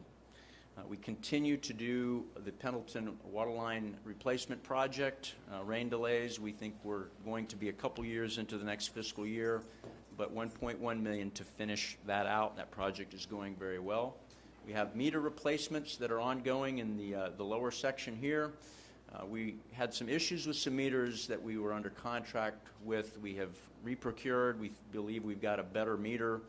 So we're going to resume our accelerated meter replacement campaign and change or upgrade all our large meter installations and meters using smart meter technology. Those are for 3-inch and larger at $1 million. On the wastewater side, the big headliners, priority sewer renewal project package. I'll talk about that in a second. At $6.1 million. And we've also talked previously about improvements we need at the wastewater treatment plant, a fairly sizable design fee. We've already been through one negotiation with one engineer and terminated that, so we're going to be moving on to the next most qualified. Overall, $12 million on wastewater, which is quite large. On the facilities side, we have some issues with the envelope of our main office building that we need to address. We've had structural review on that, window replacements, stucco replacements, a roof replacement. It's a 40-year-old building, and it is overdue that we tackle this. Our board has approved inclusion of that in the budget. Our warehouse yard over on L Street is a dirt area. Whenever it rains, our heavy vehicles go through there. It becomes a mud pit. When it dries out, it becomes a dust bowl and blows dust on neighboring communities. So we want to address that with concrete paving. Yes, sir. Quick question. Yes. Sorry. Because I know through our conversations, the pumps that you're upgrading, the lift stations, 76 and 75, are those the ones where all the wastewater from the west goes through that you're upgrading? Say that. The lift stations, 76 and 75, the ones you're upgrading. That's number 59, lift station, that's. No, where it says lift station 76 and 75? These two right here address a situation where we have very common overflow situations when it rains, when we get heavy rains, not necessarily those big 100-year storms, but even the 2-3-inch rains. We have to do some very manual processes there. We think we can upsize those pumps, but we're proceeding carefully. We don't want to put too much pressure on that force main to disrupt it. So we're going through the process. We're looking at pump replacements that we can get a lot more capacity through those force mains if we just put in a bigger pump with higher pressure. My note here is that long term, we will not be sending as much flow through those lift stations when our capital improvement plan is realized, rerouting flow around the southwest portion of the city. So the idea is not to spend big dollars to provide a long-term improvement here. This is more of a temporary 5-year fix to get us by, improve our current situation while we continue to work on our capital improvement program to remove flow from those lift stations. Long answer, but hopefully that answers. May I ask two science questions? Yes, sir. Water coagulant chemical. Yes. What do you use? It's well, we actually invite vendors to come and do jar testing, and so they come test it out. So what have you been using? It's a combination, well, I mean, it's going to be a specific brand, version. I mean, there's many types. The basic generic description would be an alum polymer blend. Right. I got it. Okay. And then galvanized pipe. What's EPA's problem with galvanized pipe? Zinc? That's a good question. It doesn't have lead. Yeah, I know. That is zinc coated. That Okay, is. okay. I have asked about that. Lead is the primary issue, but galvanized is one of those additional components. I can get you a better answer on that, but yeah. I was just Sir, curious. on the parking lot, on that, where the Dust Bowl, didn't you all plant like a bunch of trees as almost like a fence, like a natural fence? Or we never, or Waterworks never did that? Because that was one of the options back then when it was, I remember all the complaints from the neighborhood of all the dirt anywhere. And I thought you all were gonna put like a natural fence, like trees and shrubbery to block that off, to help remedy that, but did that not happen, or? That did not happen, and I apologize, I don't have the history on that issue there. The appropriate way to do it is just to remove the dust, so, absolutely. yeah. Absolutely. Okay. So we have a fairly large facilities budget. Everything that we would propose to do at the main office, we'd like to wrap under one contract to take advantage of economies of scale. The bottom line, $20.5 million. I don't think we're going to quite get to that level, but we're going to try our hardest. We do have new additional engineering staff on board to help us execute projects. The sewer renewal, the $6.1 million project I talked about, I just wanted to show that that's a collection of 16 different locations, approximately 16,000 feet, with 66 manholes being either replaced or rehabilitated.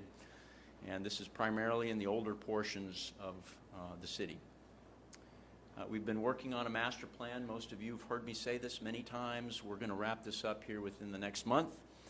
There's a net present value, a decision to be made on a couple of options on the wastewater side. We'll present with the board and then bring that to City Commission. The CIP program coming out of the master plan does need some formal approval or acceptance by the City Commission, so we'll have an opportunity to talk about that in a higher level concept than our longer workshop back in June. The CIP program does set a foundation for budgets, but also rate studies and an impact fee study. In the current budget, we do have an allocation for a rate study and for an impact fee study. And then coming off of that, we can look at revenue requirements to execute our CIP plan. So we're coming very close to the end of a longer process that I think is going to yield a lot of benefits for us and help us understand what we need to be doing for the future. And with that, I'll just put up working capital summary, which contains a lot of what we talked about in the first slide. We do have a healthy working balance here that I would expect to finish even higher than that. If there are any questions about budget schedules, you got in your packet, I'd be happy to answer them. But that's all we had to present. Motion to approve? Have a motion. Second. And a second. Any discussion? All those in favor say aye. Aye. Aye. Those opposed, like sign. Motion carries. Thank you, Chairman Murphy. Thank you to you and your board for all of your hard work, and Tim and your staff putting this budget together. I know this is critical for our city as we move forward to get all this right. So thank you all for what you did. Thank you.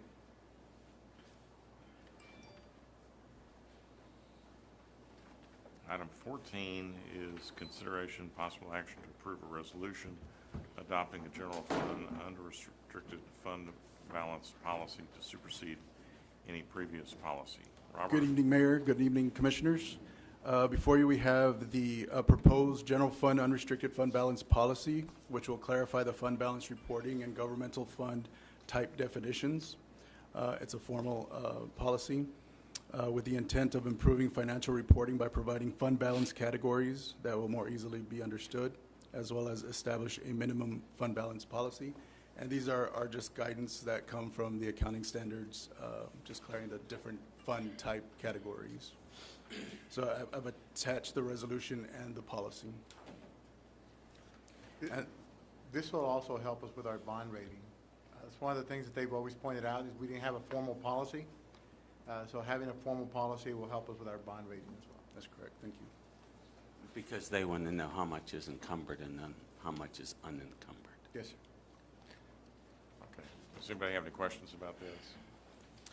I was reading through it, and it says that on what you put, from now on, what is it? Because there was a part that says that from now on, what you said, the funding, now we have to have a minimum of 4 months all the time, right? That's just the proposed, the recommended, what I put on there, that's, you know, you don't want to go below a minimum because it, you know, it keeps the city running for additional months in case a disaster happens like COVID or other disasters that stop revenue from coming in. How many days is that? 120 days. 120. Now, in emergency situations, we'll be able to tap into it. That's Yeah, I part of saw it. that part, yeah. Now, the 120 days, the dollar amount varies depending on the budget for any given year. Right. Depends on the expenditures, whether they go up or down, that'll be accounted for. But as Dan mentioned, it's very important, it's very helpful with our bond rating agencies. We want to continue to get good ratings with our bond agencies. They've asked that question every time we get rated, and we always tell them that we have an informal policy of so many days. They've always said, when are you going to adopt the formal policy? So this will be us trying to I accomplish. think McAllen, for instance, has an ordinance actually that's 150 days. Right. But, if y'all feel comfortable with 120, then that's the recommendation of the staff. Is there a motion to approve? So moved. So moved. Second. Any discussion? All those in favor say aye. Aye. Those opposed, like sign. Motion carries. Item 15, consideration of possible action to adopt a resolution authorizing the City of Harlingen to participate in an interlocal purchasing agreement with the Texas Association of School Boards, Texas Nonprofit Corporation, acting on behalf of all participating local governments as authorized by a local purchasing cooperative organization set forth in Section 271.101 of the Texas Local Government Code. Robert? Thank you, Mayor.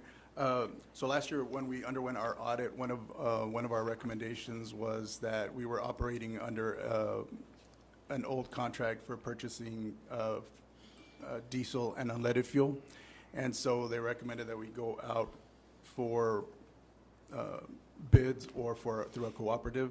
So we are requesting that we become a part of the TASB cooperative, which we spoke about earlier, and that is to purchase the best price on diesel and unleaded fuel for our complex and the warehouse on Commerce. Who are we currently using? We are currently buying from Oil Patch. And is that through a cooperative or? No, like I said, we were working under an agreement or an approval that we received from the City Commission many years ago, and it hadn't been reviewed since. And are we going to realize savings by getting away from that? Well, we are hoping to. We wouldn't, we're trying to get, so when you enter a cooperative, those fueling vendors are all bid out, and that's done at a state level. Is there a membership fee or cost, a yearly cost to be a part of that?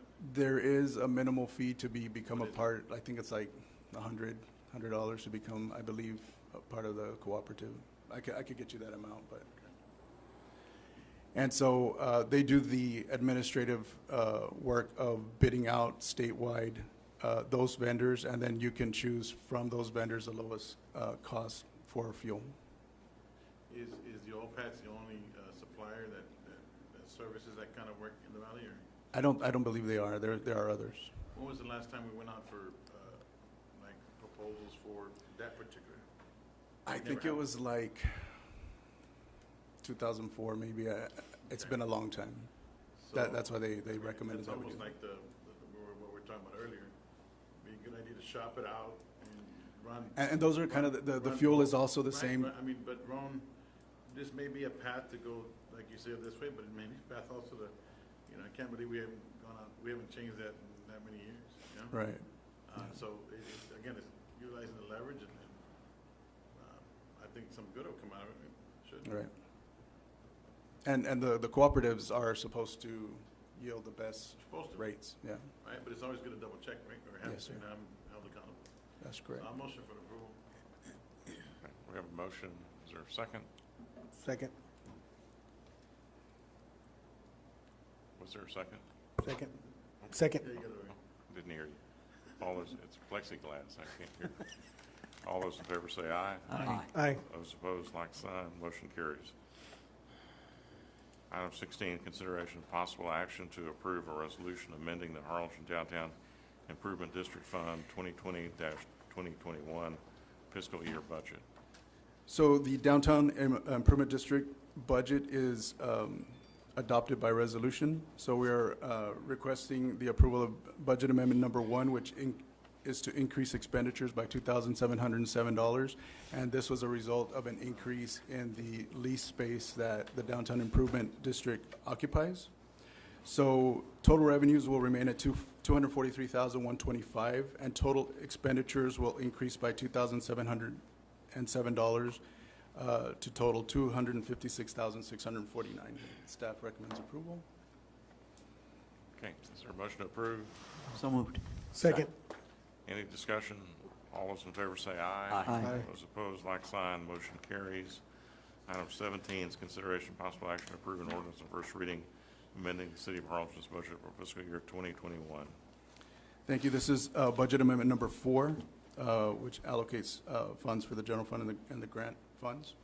In the general fund, we are recommending an increase in revenues of $3,056,000. We went and did an assessment of all the revenues and are recommending to increase, based on our projections, some of the revenues and decrease some of the revenues that we are not expecting to come in. As you see, one of the largest ones is sales tax. Sales tax has been healthy throughout the year, and so we are recommending to increase our budget to match what we are expecting to receive throughout the remainder of the year.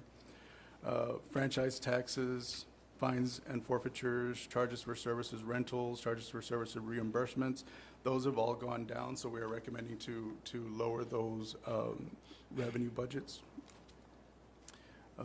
We are also including $847,000 in revenue losses from the ARPA fund, so we will transfer that money from the grant funds to the general fund. Our expenditures are expected to, or we're recommending to increase $896,345, which will include $79,000 in the city match for Tatum Jefferson Street storm. It also includes $543,936 for the Garrett Road project that we were talking about earlier. $174,901 in vaccination expenditures that we have had during the year, and an additional $100,000 for legal fees for general counsel. Excuse me, I have a question. Yes, sir. In reference to this 100,000, is this going to be for outside counsel? It is for our in-house, for our legal counsel. Right. Right here? Yes. Why do we need that much?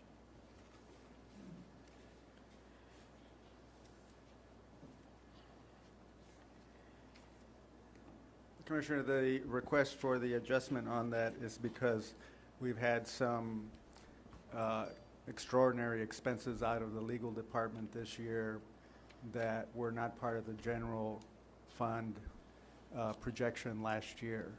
This has to do with three main categories. Okay, one of those is another lawsuit that has cost about, to date, $80,000 that was not covered by the city's risk pool. We manage all the litigation and all the lawsuits that come to the city, including all of the claims. Most of that is sent to the risk pool for handling, and it's handled other than the deduction that the city pays. But from time to time, there's a lawsuit that goes up to them that they will not defend. That happened to us last year. We had a lawsuit that they would not defend, and we had to cover that.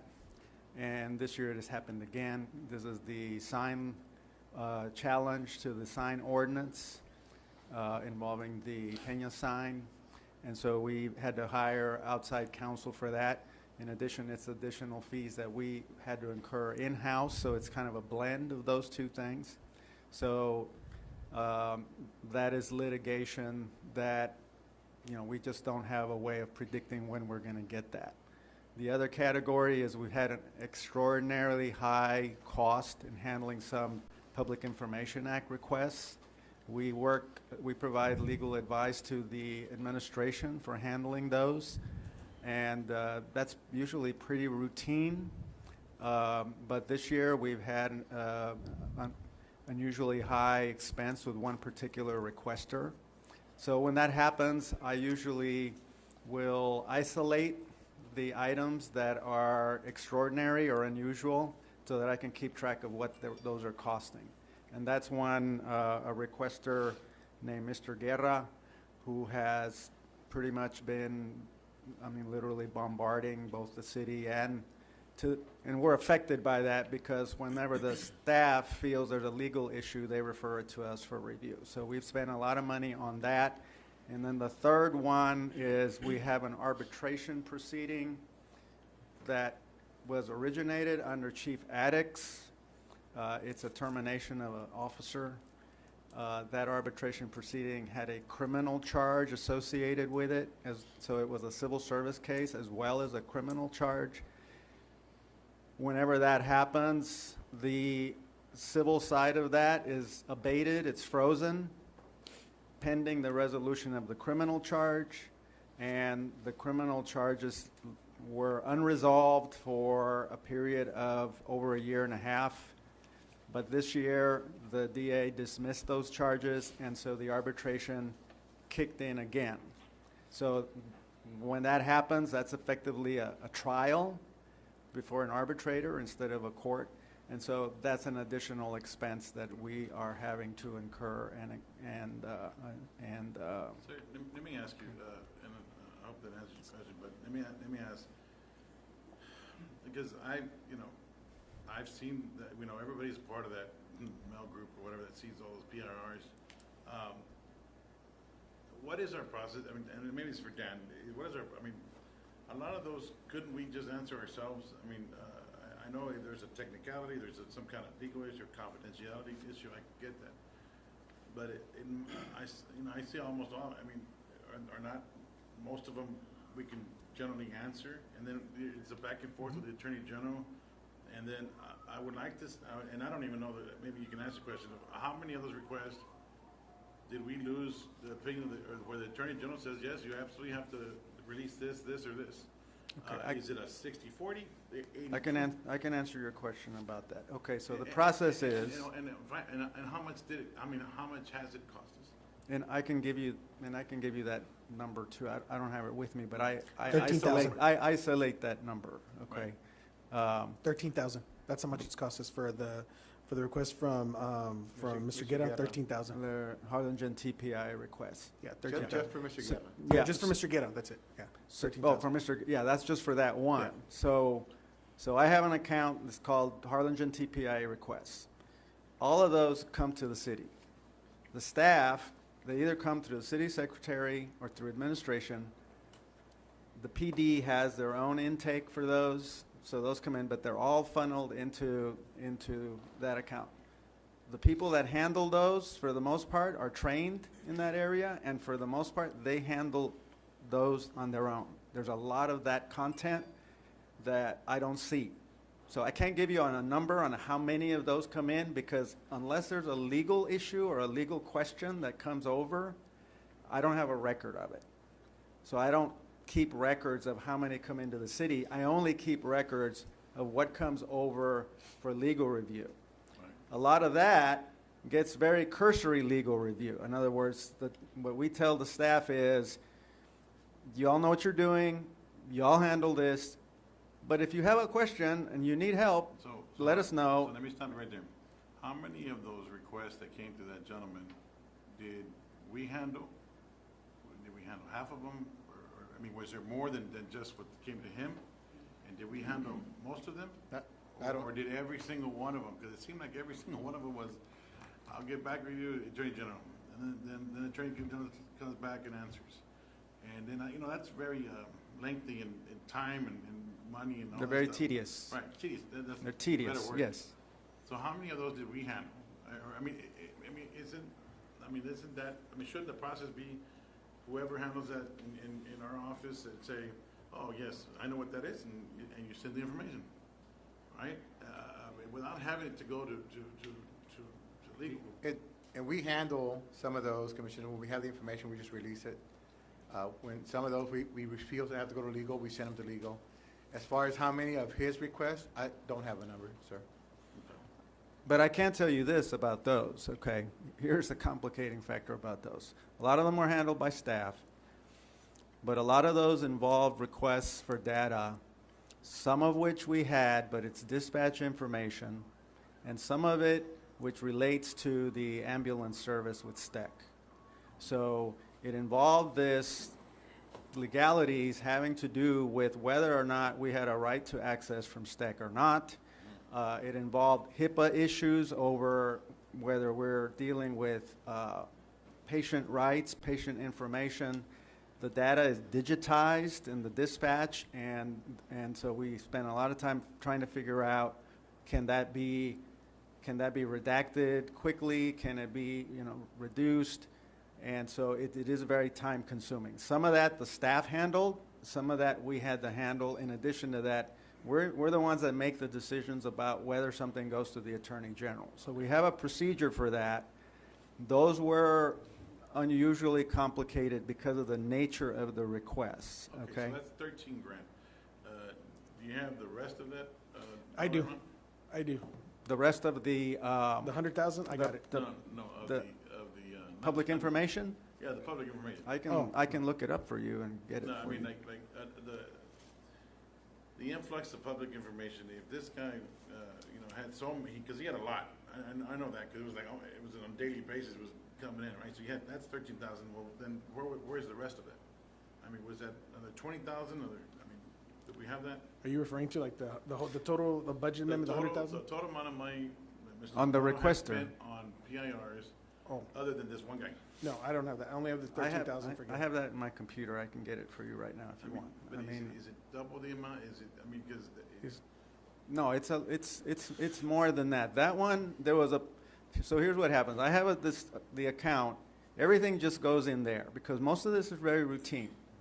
So within that account, in any given year, I don't know, we have 200, 300, 400 of those that we have a folder on. On a daily basis? Okay, I don't know how many the city gets, but what we end up working on may be 300, 400 a year of those. Some are routine, some are a little more involved. So When it gets to the point where we're getting the same person over and over again, or when they get a response, we don't lose, I don't think we've lost any of them, okay, to the AG. But when we do, when we are told, no, go ahead and release this, when it gets to the point where they're now not satisfied with the response, and they do follow-ups where they go to the AG and they say, we didn't get everything we're supposed to get, and they file another complaint with the AG, I create a folder for just that requester, because now I want to track how much time we're going to spend on that requester. Now, we're not allowed to ask who the person is, why they want what they want. The most we can do is basically say, this is how much it's going to cost. So we just have to go with the flow on those things. So again, back to my earlier bit, whether it's this guy or anybody else, is it pretty much general, like what's allowable to release or not? Well, that's why we involve legal. If it has personnel information on it, if it's sensitive information. Pending litigation. Pending litigation, then we're gonna give it to legal. About how many do we get a year? About, right now, we have between maybe about 400 to 500 PIRs in total. That we receive, so I didn't hear what she not said. all of those go How to many did legal. she say? About 400? About 400. No, not all of those go But no, not all of them go to legal. No. There are plenty of exceptions. There's litigation exception, there are certain law enforcement matters, there's all kinds of confidentiality Personnel matters. exceptions, certain personnel matters. There's something called deliberative process privilege, which protects things like drafts of contracts and also certain policy-making internal decisions. So sometimes Anything in closed session, we protect. Economic development projects where people are asking, It can be very surgical, and believe me, when we get one, for Medguera in particular, that we can just say, release it, it's a great day. But usually, Few and far between, right? Oh, yeah. I'm sorry? There are very few of those. and I don't know that we've lost any AG. We haven't lost any. Any AG. We haven't lost. Sometimes what we'll do is we know that if they will modify their request, we can give them what they want, and then we don't have to go to the AG. So sometimes I'll even, write to them and say, will you clarify your request? Because if you'll clarify it and make it clear that you're not looking for executive session, that you're not looking for attorney-client, This is what I can't. then we can just give you the rest. And a lot of them will say, yeah, I don't want that other stuff. And then we're done. And A often lot it's of a them will not mix. say that, and then we have to go through the process. And often it's a mix. There will be a set of documents that will be, this Attorney General is very surgical. The last one would just say, you know, withhold the whole page if there are things scattered throughout that are withholdable, bits of information.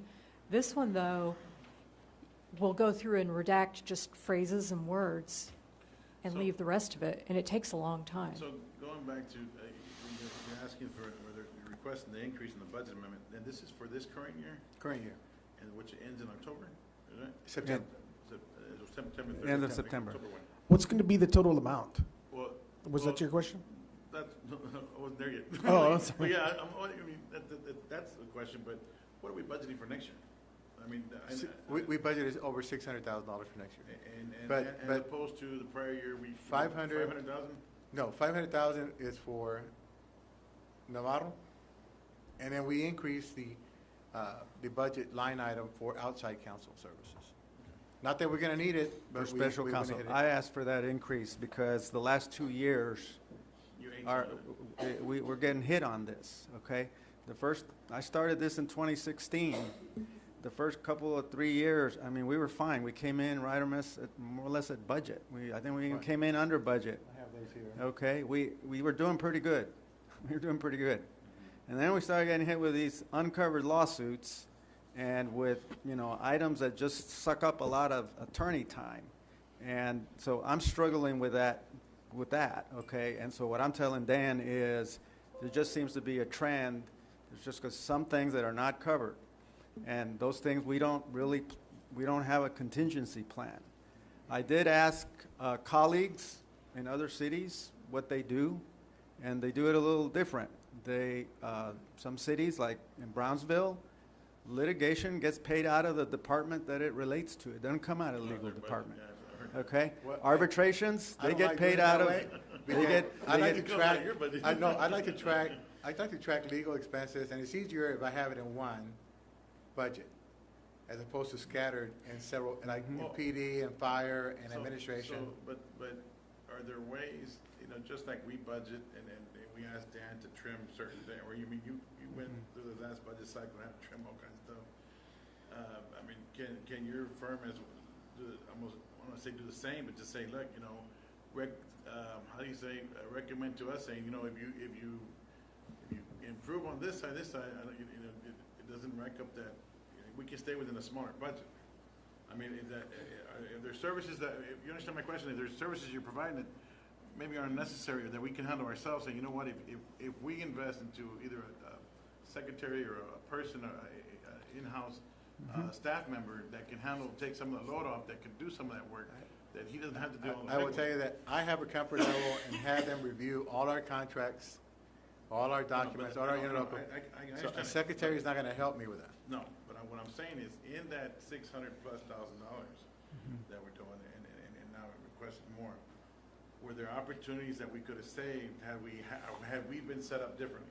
Is that a better way to? There's things that I can do that I'm already doing, like, for example, No, I'm talking about what we can do on our end. the city can do. Well, it sounds to me like the most of the $100,000, a small portion of it was, the smaller portion of it was freedom of the public information request. The one. And the other bulk of it is the unanticipated litigation costs and the arbitration. Uncovered litigation and And so arbitration, yeah. what I've seen them do is they budget for the basic services that we can anticipate throughout the course of the year, coming to meetings, drafting ordinances, right, contracts, and we have a pretty good handle on that. They seem to stay on budget pretty much on that. What you can't, and then they plug in a number which has been relatively low for litigation. I think $50,000. 35.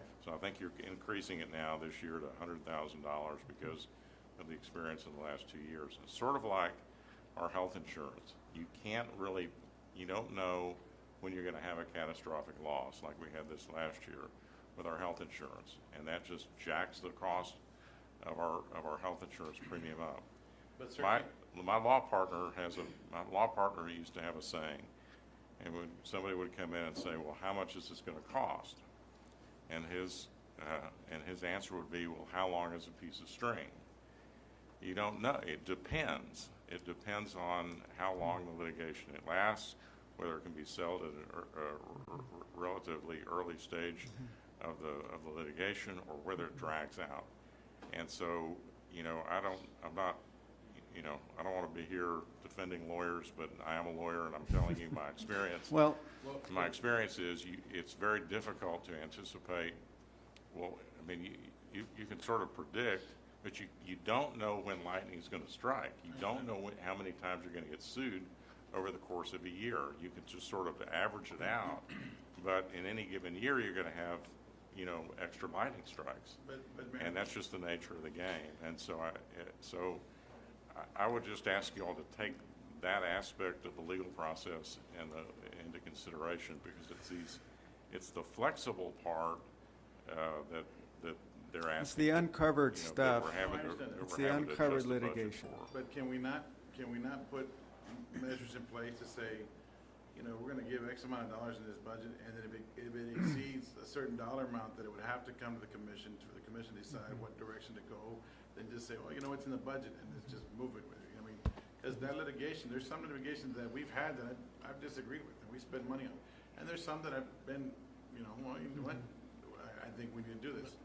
But can't we put that kind of stop? I mean, you have a similar process in place on your expenditures, right? Anything over $50,000 would have to come to the commission, right? But all litigation is brought to the city council, all litigation. You guys get to listen to all that in executive session. Everyone? I mean, every single one. Well, let me Except qualify for- that. except for that If the the matter police is officer covered one. by the risk pool, if the matter is covered by the risk pool, unless there's what's called a reservation of rights It's on covered it, by our insurance. then your agreement with the risk pool is that you've given them the authority to resolve the matter on your behalf. But we don't So pay those. I have records of all of those, but you don't ever need to see them because the risk pool handles them. Right. So it's only what I monitor, what I have to monitor for you is if I have a lawsuit that doesn't get covered, where they send back a letter saying, sorry, we're not covering this, we're not going to provide a defense, and if there's a judgment, we're not paying for that either. Right. And then there's something in between where they say, well, we're going to provide a defense, but we're going to give you a reservation of rights, which means we won't cover a judgment and we won't cover attorney's fees if you lose. Well, I'm staying on top of that one, okay? I'm going to be asking questions of the outside counsel. What are they doing? Why are they doing it? Because the city is now exposed. And those, if there's a settlement, comes to you and you will act on it. So they're sort of in between. We don't have that. We haven't had that here. I was frankly quite surprised that they declined to cover the Peña lawsuit. Disappointed that they declined it. So we had to retain an outside counsel, and I'm handling some of that in-house as well, just to try to, you know, keep things under control. But it's a lawsuit that really, I don't know that there's anything anybody could have done. Sooner or later, we're going to see something about it because it involves a challenge to sign regulations that's happening in other parts of the state. I think we And did a good so- job Can I of controlling interject here for a legal second? costs, with the exception of these extraordinary circumstances that aren't covered. Okay. Last year, we were sued as well, and so those costs went up. Not covered. But throughout the years, even going back to fiscal year 13, we have done a pretty good job of controlling those costs outside of these extraordinary circumstances. So I'll give you an example. In fiscal year 14, Navarro came in 2016.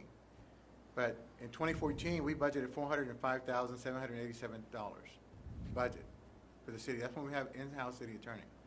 Our cost that year, the actual cost that year went to $527,267 because of Increase of 100. because it went over, yeah, and because of outside issues, litigation. Fiscal year 2015, we budgeted 436.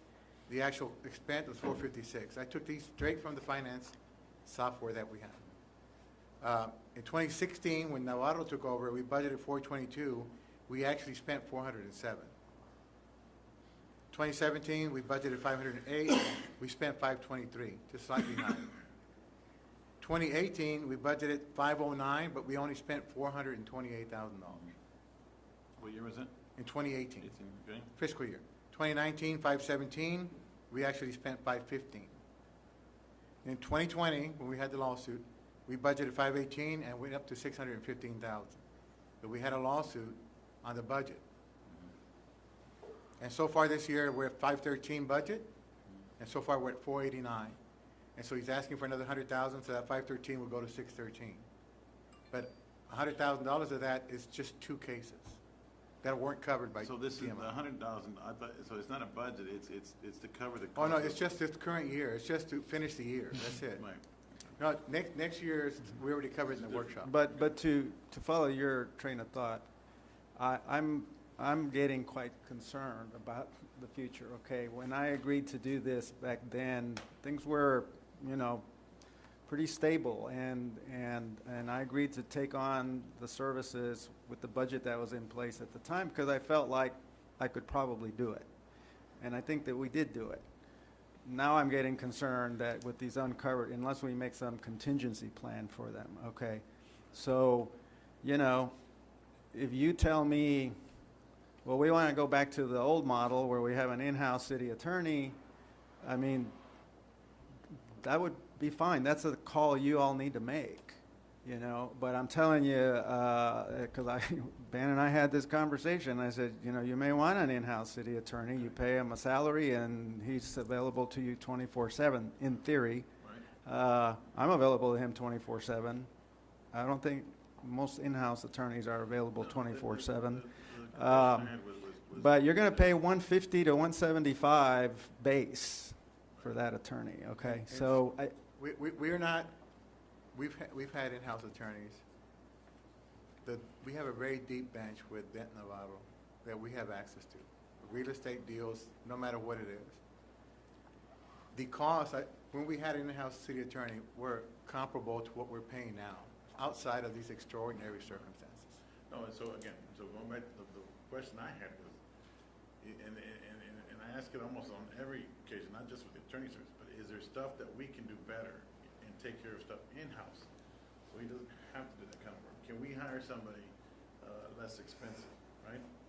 Because, I mean, you know, I think that my opinion, right, you provide more staff to do more of the legwork, because it's easier to say, here's all the information I know he's gonna need. Let me get my staff to put that together instead of having his staff, because that's a higher charge, right? It's more expensive because he has more cost and more overhead, whatever you want to call it. But we said something, and I go, I don't know what that is. That would have to be something you all would have to, Well, again, off of a. well, we have this conversation on a lot of things. And so the ordinances that we put together, a lot of the ordinances, we give the draft ordinances to the attorneys. They review them for content. We don't build them from scratch. They don't build them from scratch. We do all that now. Everything out of planning, Javier does first draft. We just do legal So review. agreements that I put in place. So then the answer to my question is we're already doing that. I think you are. So- I don't. so- We are. We are. I do a lot of drafting of my own stuff that I give to them for review. I do a lot of my own drafting because first I want to know what's in it. I want to memorize it. But before I give it to them, I don't want to take up all their time. And we don't want to be doing it from scratch. Trust me. There's no reason. The expertise is already in the city. It's just the final legal review that we're doing. It's All right. that's Do we we're have any we're other- actually fine on the do we have GC any other side. It's questions? the uncovered litigation. I'm sorry. I got Do one we have more. any other questions? In reference to the sign issue, the Peña sign. Yes. 2 months ago, we were at 55,000. Now I know it's gonna jump up to another 25, up to 80. 2 months ago, I think we were pretty close to having a settlement. Can we go back and have a settlement on that one? So let me tell you where we're at on that. Without going too much. So we're working with planning to see whether or not we're going to make a modification to the ordinance to deal with the constitutional question.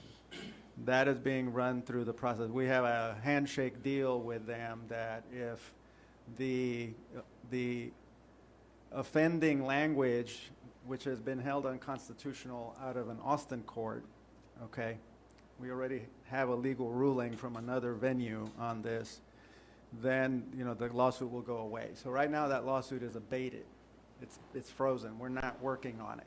After the briefing, we stopped working on it. Okay, we're trying to work on the settlement of it so that we don't spend more money on So it. we are But- working on the resolution, Commissioner. But we are working on the resolution, but right now, we're not spending, we got an order from the court freezing everything, so we're not working on the lawsuit itself. So we stopped spending money on the lawsuit, so that we could look at the ordinance and see whether we could, fix that first. Without getting into too many details. Yeah, And so I'll ask a question. sure. So we have two lawyers here. It's 8 o'clock. Some of these meetings have gone till 10, 10:30, 11 o'clock at night. So you're billing us for this time. No, this is Correct? No, just joking. This, Of course they- This is Rick's free time. Allison is on the clock, but Rick isn't. okay. Well, I need you to stay so you can go. I'm the manager. I get to show up for free. So Richard, are there things we could do to reduce costs? Yeah, have more, quicker and more efficient meetings. All right, well, okay. So, So staff is recommending approval of the budget amendment. All right, this is to approve the budget amendment. But basically, these expenses have already been incurred, correct? Yes. On everything that you're Well, talking and about. we awarded the Garrett This is Road something project pending the question. Yeah, And Thanks, that's, yeah, okay. So Motion to would approve. you would you read the caption of the ordinance, please? Is this the one up here? Okay. An ordinance amending the revenue and expenditure budget for the city of Harlingen, Texas for fiscal year October 1st, 2020 through September 30th, 2021. Total budget revenues will increase to $100,612,360. Wait, you said 100 million. That's what's on. I object. no, she's 100 talking about the overall budget. 100 million? So no, we're increasing the revenues by 3 million, so our budget now increases the total budget. To 100 million? 100 million. That includes general fund, all other. Yes. Okay, so total budget revenues will increase to $100,612,360, and total budget expenditures will decrease to $106,775,985, respectively, ordaining other matters related to the foregoing. Staff recommend approval. Motion to approve? Second. All right, we have a motion and a second. Any other discussion? I hope not. All those in favor say aye. Aye. Those opposed, like sign. Motion carries. I'm starting to get scared every time you say any further discussion. All right. Let's see how complicated a facility use agreement between the city of Harlingen and 18. Consideration and possible action to approve a facility use agreement between the city of Harlingen and the city of Cardinals Youth Sports League for the use of fields at Vestal Park, and authorize the city manager to execute the agreement. Yes, Mayor, good evening, City Commission. This request is to approve a facility use agreement with Harlingen Cardinals Youth Sports League. This league is a new league that has just been established, and they're requesting to use Vestal Park sports fields. This will be their first season. They are a non-for-profit, and they have provided us with the copies of the board members, their league bylaws, a copy of their 501c3. The only thing that's pending is a certificate of insurance. And so what they normally do is they'll get the number of participants, and then that's how they figure out their insurance premiums. So what we're asking for is approval pending the certificate of insurance being approved by our risk management, and then we would take that to city management for execution.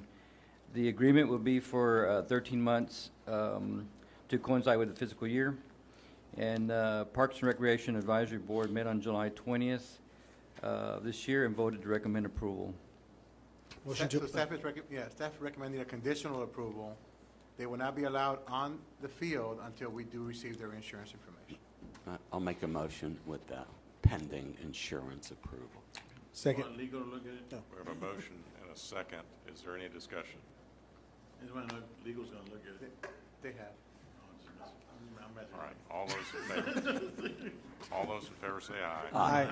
Those opposed, like sign, Thank you. motion carries. Item 19, board appointments. Are there I any- have none. I have none. None? Any board appointments? Yes. I have appoint Luis Garcia to the Veterans Advisory Board. Okay, I appoint Don Ray Leonard to the Veterans Board to replacing Rodrigo Rodriguez. No? All right, is there a motion to approve board appointments? So moved. Second. All those in favor say aye. Aye. Those opposed, like sign, motion carries. All right, item 20 is executive session on the following items. A, attorney consultation pursuant to section 551.071 Texas Government Code regarding the city's participation in the pending administrative proceeding related style and numbered application to the Texas Gas Service Company for customer rate relief related to winter storm and a regulatory asset determination, case number 007069. And also consultation to provide legal service to council regarding the possible amendments to Article 2, Emergency and Non-Emergency Medical Transportation Services of the Harlingen Code of Ordinances related to legal issues, and legal consultation and legal advice and deliberation pursuant to 551.087 Texas Government Code regarding commercial or financial information that the city of Harlingen has received from a business prospect that the city seeks to have locate, stay, or expand in or near the city, and with which the city manager of the city is conducting economic development corporations regarding Project Tank. Is there a motion to go into executive session? So moved. Second. All those in favor say aye. Aye. Those opposed, like sign. All right, ladies and gentlemen, we're going to consult with our attorneys in executive session. There is an action item that we may take action on. Two of them, item 21 and 22, when we return. Thank you all.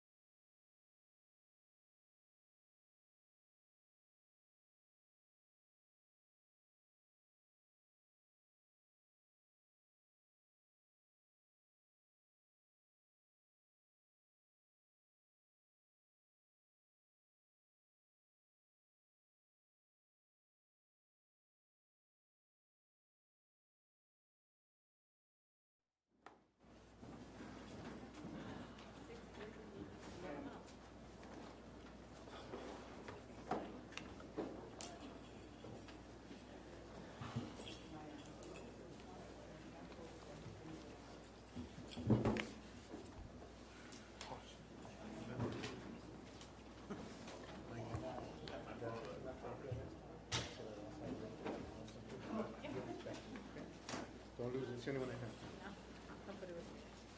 Well, we're out of executive session at 9:48. And we're going to go to item 21, consideration appropriate action to authorize outside legal counsel Thomas Mercado with Lloyd Gosling to represent the city of Harlingen interest in the administrative proceeding style to numbered application of Texas Gas Service Company for customer rate relief related to Winter Storm URI and regulatory determination case number 007069. Is there a motion to approve? Second. All those in favor say aye. Aye. Those opposed, like sign. Motion carries. Item 22, consideration appropriate action to authorize the city manager to execute a letter of intent, continue negotiations for economic development incentives pertaining to Project Tank. Is there a motion to approve? Second. All those in favor say aye. Aye. Those Aye. opposed, like sign. Motion carries. All right, thank you all. We are adjourned. Thank you, Myra. Good job. Need help with any of that? No.